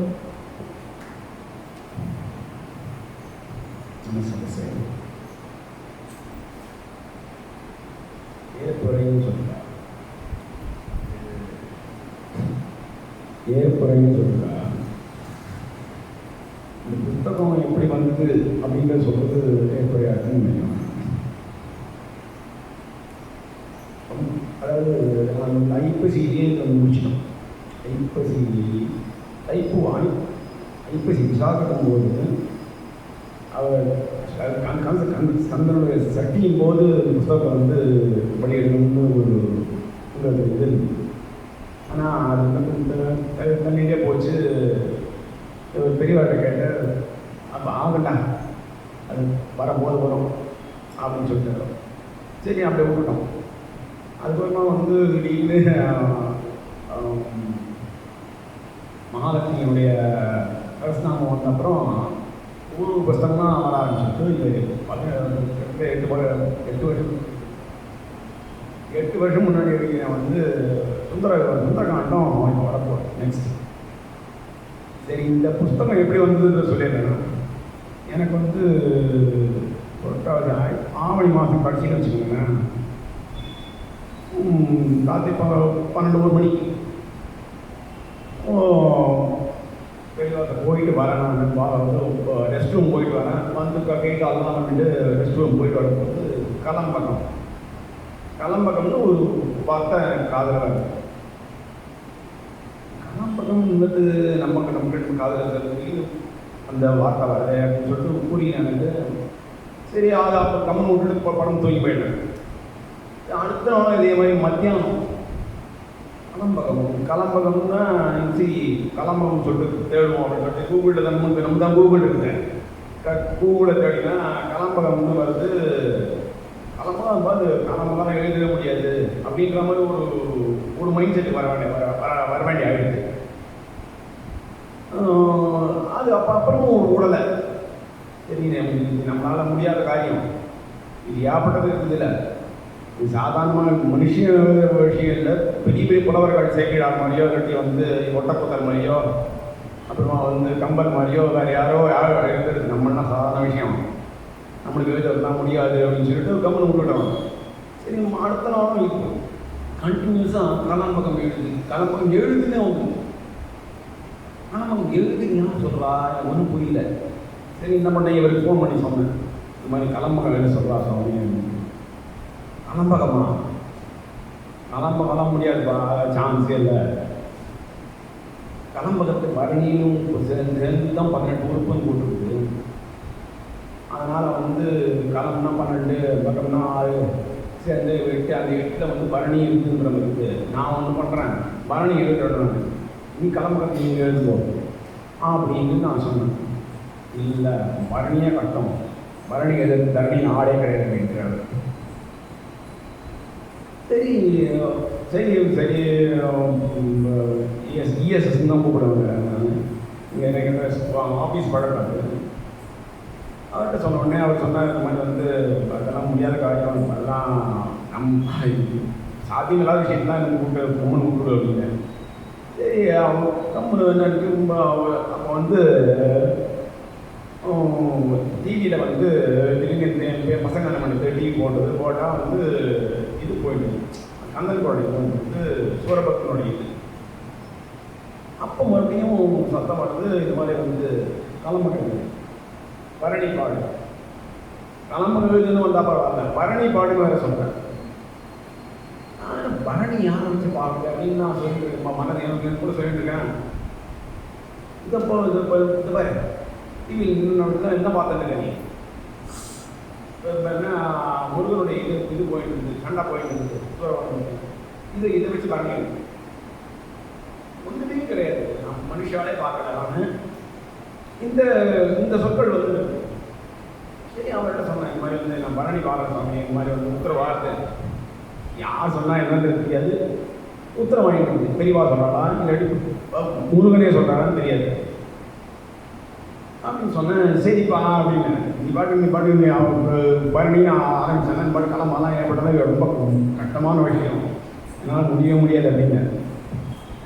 சாதாரண நான் வந்து இது இப்போ என்ன விருத்தம் அப்புறம் அன்பா அந்த அதையும் எழுதி போடுவேன். இதில் ஏற்பட்டது இருக்குது, சாதாரண விஷயம் இல்லை.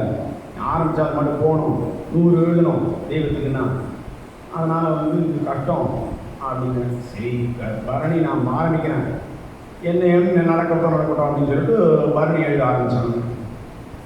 பரணி வந்து முதல் நாள் 2 நாள் இது சிவனுக்கும் பார்வதிக்கு இது தேவேட்டர் வந்து வேண்டுறது, சூரபக்தனுடைய இது கட்டத்தை வந்து கேட்கறது, இதெல்லாம் எழுதி வந்து எழுதிட்டேன். எழுதி சிவன்கிட்ட வேண்டும். சிவன் வந்து அந்த தன்னுடைய 5 இதையும் தத்துவம்ன்ற கடைசி 6வது இதையும் கொடுத்து 6 விதமான ஜோதியை கொடுத்து, அந்த ஜோதியை தாங்க முடியாமல் பார்வதி தாங்க முடியாமல் அது வந்து சரவண கோகையில் பொய்யில் விழுந்து அதெல்லாம் எழுதி முடிச்சாச்சு. எழுதி வெட்ட கொடுத்துட்டு இந்த மாதிரி வந்து இது பிறந்தாச்சு, இது வரமாக வந்து இது வந்து நம்ம வந்து பரணி பார்க்கணும் தான். உடனே இப்போ அடுத்தது வந்து செந்தூர் போகோன்ற சூரபத்மனா அழிக்கிறதுக்கோசரம் தான் அது முருகனுடைய அவதாரமே. அதுதான் வந்து அதனால தான் தேவசேனாதிபதின்றது அந்த பட்டமே அவருக்கு உண்டு. சாதாரண விஷயம் இல்லை. சாட்சாத் பகவான் வந்து எப்படிலாம் தன்னுடைய உருவம் மாற்றிக்கிறான்றது முருகன் ஒரு எடுத்துக்காட்டு. எப்படி சொல்கிறேன்னு கேட்டால், வேதத்தை வந்து எல்லா விஷயங்களும் இருக்குது. நான் வேத மாஸ்டர்னால சொல்கிறேன், எல்லா விஷயங்களும் இருக்குது. ஆனால் சுப்பிரமணியோகம் சுப்பிரமணியோகம் சுப்பிரமணியோகம் சுப்பிரமணியோம் அப்படின்னு சொல்லிட்டு 4 வாட்டி சொல்கிறேன். நான் சுத்த பிரம்மமாக இருக்கிறேன், சுத்த பிரம்மமாக இருக்கிறேன், சுத்த பிரம்மமாக இருக்கிறேன்னு எம்பதைஸ் பண்ணுறோம். வேதம் பிரம்மமாக இருக்கிறவன் மட்டும்தான் இது வந்து கெடுதல் அழிக்க முடியும். அதுபோல ஏற்பட்டது தான் சுப்பிரமணியனோட அவதாரம். அந்த இதை வச்சு நான் இதை எழுதி முடிச்சுட்டேன், இவர்கிட்ட கொடுத்தேன், இவர் கிளம்பவும் பாடிட்டார். இந்த மாதிரி முடிச்ச உடனே நான் வந்து போயிட்டோம். அதனால் என்னுடைய செட்டில் என்னன்னு சொல்கிறான்னு கேட்டால், என்னப்பா நீ வந்து பெருமாளை பாடாமல் முருகனை போய் பாடிருக்கீங்க. முருகன் நம்மளை கட்டவாரம் உங்களுக்கு வந்து அவ்வளோ இதுவா இலக்காரமா அவர் இல்லைன்னா யாகத்தை சோம யாகம் நடத்தின எந்த யாகம் நடத்தினாலும் யாகத்தை 2 நாள் யாகம் வந்து அதாவது ப்ரிபேஸ்ன்னு சொல்லுவாங்க. 3ஆவது நாள்லேருந்து யாகம் ஆரம்பிக்கும். 5ஆவது நாள் காலத்தால் 5 நாள் மினிமம் யாகம். அதில் வந்து 3ஆவது நாள் வந்து சுப்பிரமணிய ஆத்மானம்னு சொல்லிட்டு சுப்பிரமணியன் வரவழைப்பார். அவர் தான் யாக ரட்சகர். சுப்பிரமணிய ஆஹ்வானம்னு சொல்லிட்டு இந்த சோமயாகம் பண்ணுறவங்க எப்பேற்பட்டவாக இருந்தாலும் சரி, சுப்பிரமணிய ஆஹ்வானம் பண்ணாமல் யாகமே பண்ண முடியாது. யாகம் பண்ணணும், ஒரு சோமயாகம் பண்ணணும், அக்னிட்டோம் பண்ணணும், அத்தியக்தோம் பண்ணணும், பாஜபேயம் பண்ணணும், எதுவாக இருந்தாலும் சுப்பிரமணிய ஆஹ்வானம் இல்லாமல் யாகம் கிடையாது. சிவன் ஆஹ்வானம் பண்ணுறது கிடையாது. பெருமாள் யஜ்ஞமூர்த்தின்னு சொல்லிட்டு யஜ்ஞேஸ்வரன் சொல்லிட்டு பெருமாள் ஆவானம் பண்ணோம், சிவன் யாருன்னா ஆவானம் பண்ணியோ. அந்த ஆஹ்வானம்ன்ற சொல்றது தேவதைகள் ஆஹ்வானம் கிடையாது. இவா இருக்கவன் அத்தனை யாஜமானன்னு ஒருத்தர் இருப்பான். அவன் என்ன பண்ணுவான்னு கேட்டால், எல்லா வரையும் நீ அத்வரியன்றன்னு கேட்டால் அவன் தான் பண்ணியிருக்காங்க. நீ ஹோதாவாயுது கூட சொல்கிறவா, உத்காத்தா வேதத்தை சொல்கிறவா, பிரஸ்தோதான்றவன் கேட்டால் இவா சாமகானம் பண்ணுவா. எல்லாரையும் கூப்பிட்டு அவள் செட்டை கொடுத்து அந்த வேலையை செய்யன்னு சொல்லுவான். ஆனால் ஆஹ்வானம்ன்றது சுப்பிரமணியனுக்கு மட்டும்தான் வேதத்தில் யாகத்தையே. அப்படிப்பட்ட சுப்பிரமணியன் வந்து நம்ம வந்து யாருமே திரஸ்கரிக்க முடியாது. இதில் சைவமோ வைஷ்ணவமோ யாருமே கிடையாது. ஒன்றும் இல்லை, சிவகனி ஒரு படம், பழைய படம் பாகவதம் நடிச்சது. அதில் என்ன பண்ணுவாருன்னு கேட்டால், சிவன் வந்து அருள் கொடுத்துருவார், அவருக்கு சிவகவின்னு பேர் வந்துடும். இவர் வசைப்பாடுறாருன்னா அவன் வந்து இதுக்கு வந்து ஒன்றுலாம் போவான், ஆனால் ஐஸ்வர்யம் அடைவான், ஐஸ்வர்யம் அடைவான். இவர் என்ன பண்ணுவார், குதிரை வந்து ஒன்று தெரிஞ்சுன்னு வரும், இடிக்கிறதுக்கு வரும். குதிரையை வந்து வசைப்பாடுவார், குதிரை 10 செத்து போயிடும். மேலே இருந்து முருகன் அன்னைக்கு வருவார். முருகனை வரமாட்டார், சாதாரண ஆள். அவர் வேறு பொங்கு வச்சுன்னு வந்து என்னை பற்றி பாடு அப்படின்னு. நீ யார், நீ உன்னை பற்றி நான் எடுத்து பாடணும். நான் நீ பாடனே இங்கே என்னை தாண்டி போக முடியாது. இல்லை, நான் வசைப்பாடுவேன். வசைப்பாடு அப்படின்னு வசைப்பாடுனா ஒன்றுமே ஆகாது. சரி, உன் பேர் என்ன சொல்ல? பேர் இல்லாமல் ஒரு மனுஷா இருப்பாங்க. பேர் சொல்லி அப்படின்னா முட்டை அப்படின்னு. முட்டையெல்லாம் பாட முடியாது. சேவலை பாடுறானி முட்டையை பாடுறான்னு சேவல் பாட முடியலையும். சேவலால் உண்டானதான் முட்டை. முட்டையை பற்றி பாடுது. முட்டையெல்லாம் பாடுவாங்க அப்படின்னு தான் அது பாடுதல். என் அப்பனை பாடும் வாயால் பழனி சுப்பனை பாட வேணும், என் சுவாமியை பாட வாயால் தகப்பன் சுவாமியை பாட வேணும்னு சொல்லிட்டு இப்போ பாடுது. அப்போ முருகனாக காட்சி கொடுப்பேன். அப்புறமா நீ ஏன் வந்து தியாகம்னு சொல்லிட்டு சிவகவியாக இருந்தவர் முருகனுடைய அடிமையாக போயிடுவார். ஒரு தெய்வம்ங்கிறது வந்து வந்து நேரம் வந்து கேட்டால் எப்பேற்பட்டவான இப்போ சைவம் கிடையாது, வைஷ்ணவம் கிடையாது, தீவடி ஒன்றுமே கிடையாது. அது நேரம் வந்து கேட்கறது என்னை பற்றி பாடு அப்படின்னா எனக்கு வாழ்க்கையில் அவனே வந்து அதாவது எங்கள் இதில் என்னன்னு கேட்டால், அதாவது வைஷ்ணவத்தில் எல்லாமே சொஸ்மை சுக்கத்தை சேனக்கார எடின்னு சொல்லுவான். அதாவது அவனுடைய ஏதாவது பூர்த்திக்காக மனப்பூர்த்திக்காக அவனாலேயே இந்த காரியமாகப்பட்டு அவனை கொண்டே முடிக்கப்பட்டது அவனுடைய சங்கல்பத்தாலேயே அப்படின்னு சொல்லிட்டு அது அவன் பாடினதுன்னு கேட்டால் இந்த கலம்பகத்தை நான் பாடினா நான் ஒத்துக்கமா கலம்பமோ பழனியோ நான் 2 பேருமே சரி நாங்கள் படவே இல்லை. வந்து எங்கள் இதில் எழுதி சொன்னால் நாங்கள் வந்து அதாவது பேனாவில் வந்து மை போட்டு ரெடியாக வச்சுருக்கோம். நாங்கள் எழுதினது என்கிட்ட பேனை அந்த மனசில் வந்து அதுவே எழுதியிருக்காங்க. இது வந்து மனுஷ சாத்தியமே இல்லை. இப்போ யாரும் இப்போ இவ்வளோ பெரிய கவிகள்னு சொல்லிட்டுவா யாருமே இந்த கலம்பகத்தை யாருமே ட்ரை பண்ணவே இல்லை. கிட்டத்தட்ட 1000 வருஷத்துக்கு மேலே ஆகிட்டு இந்த கலம்பகம். இதுதான் இந்த கலம்பகத்தினுடைய கதை.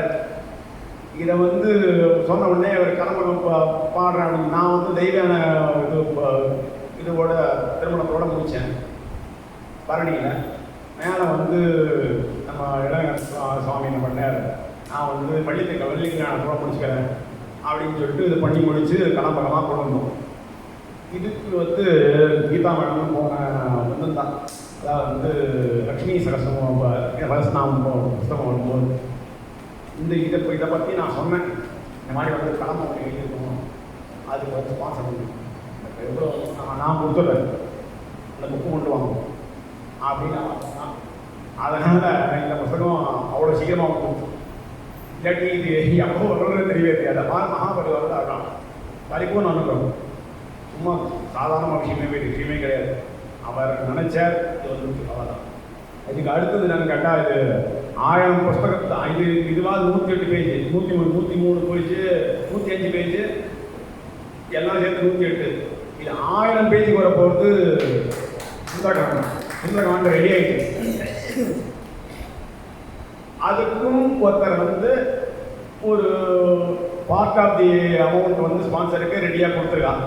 இன்னும் பத்தராக வந்ததுன்னா அது வந்து 1000 பேஜோட, அதாவது ஹனுமார் வந்து மகேந்திரகிரியிலேருந்து ஆரம்பித்து எகிரி போய் நங்கையிலேருந்து தேவியை பார்த்து கன்னியாழியை கொடுத்து அங்கேயும் சூடாமணி வாங்கிட்டு மறுபடியும் ராமன்கிட்ட வந்து கண்டேன் சீதையை கண்டேன்னு சொல்ல, கண்டேன்னு தான் சொல்கிற முதல்ல.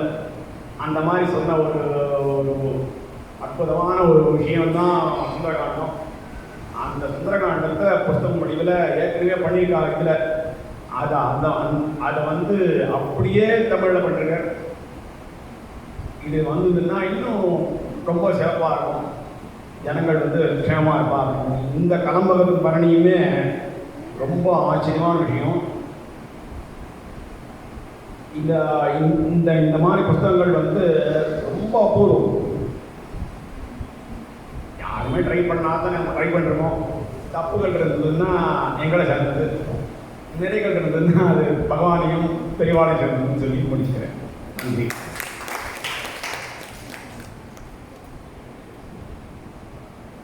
மிக சிறப்பாக தாங்கள் இந்த புத்தகத்தை வெளியிடுவதற்கான நிகழ்வுகள் அனைத்தையும் நாங்கள் எதுவுமே பண்ணலை, அவன் அருளாலே அவன் தாள் வணங்கி அப்படின்னு சொல்கிற மாதிரி எல்லாமே முருகப்பெருமானுடைய பரிபூர்ண ஆசீர்வாதம்.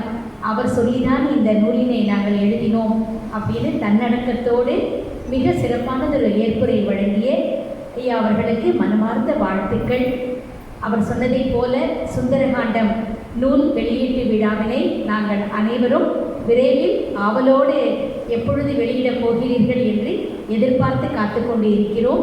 இறுதியாக நன்றியுரை நல்குவதற்காக மதிப்பிற்குரிய இறையருட் செல்வர் இளநகர் காஞ்சிநாதன் அவர்களை அன்போடு அழைக்கின்றேன்.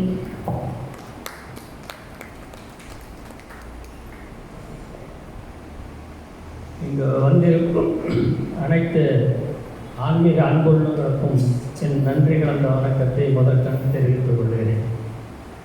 என்னுடைய எழுத்துலக வரலாற்றில் இது 40வது ஆண்டு. இந்த காலகட்டங்களில் நான் பல இன்னல்களை சந்தித்து எதிர்ப்புகளை சமாளித்து பல புத்தகங்கள் பல நண்பர்களின் பங்களிப்பின் மூலம் வெளிக்கொணர்ந்த நிலையை எண்ணி பார்க்கும்போது பிரமிப்பாக உள்ளது. அதில் இறையொரு பிரகாசம் நிறைந்துள்ளதை என்னால் காண முடிகிறது. இவை அனைத்தும் அந்த இறைவன் கருணையால் நடந்து கொண்டிருக்கின்றது. என்னுடைய அன்புக்கும் கருணைக்கும் பாத்திரமான சில மாதங்களே என்னுடன் பழகிய நண்பர்களில் ஒருவர் தான் திரு வடகரைதா விஜயராவ் ஐயங்கார் சுவாமி அவர்கள். அவர் ஆக்கூர் சேட்டர் சிம்மக்கவி நரசிம்மராகவாச்சாரியர் மூலம் சென்ற மார்ச் மாதம் 8ஆம் தேதி 2026ஆம் ஆண்டு மகளிர் தினத்தன்று என்னுடைய மகாலட்சுமி சகஸ்ரநாமக புத்தக வெளியீட்டு விழாவிற்கு வருகை தந்து என்னையும் என்னுடைய புத்தகத்தையும் அதற்கும் பெருமை சேர்த்தார்கள்.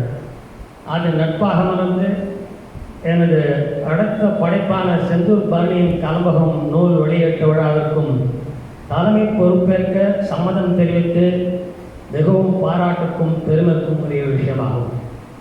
அவருடைய பல உபன்யாசங்களுக்கிடையே இச்சிறியருக்கும் இடம் கொடுத்து ஒப்புக்கொண்டு இந்த புத்தகத்தை அவரது பொற்கரங்களால் வெளியிட்டது என் வாழ்நாள் பாக்கியமாக கருதுகிறேன்.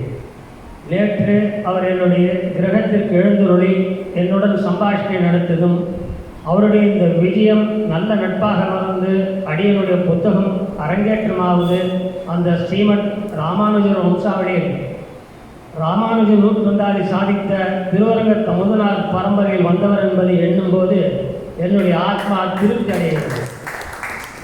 அவருக்கும் இந்த நட்புக்கும் பாலகமாக இருப்பது என்னுடைய முன்னோரான ஸ்ரீமத் முடுமை நபிகள் அவர்களை இங்கே குறிப்பிட கடமைப்பட்டுள்ளேன்.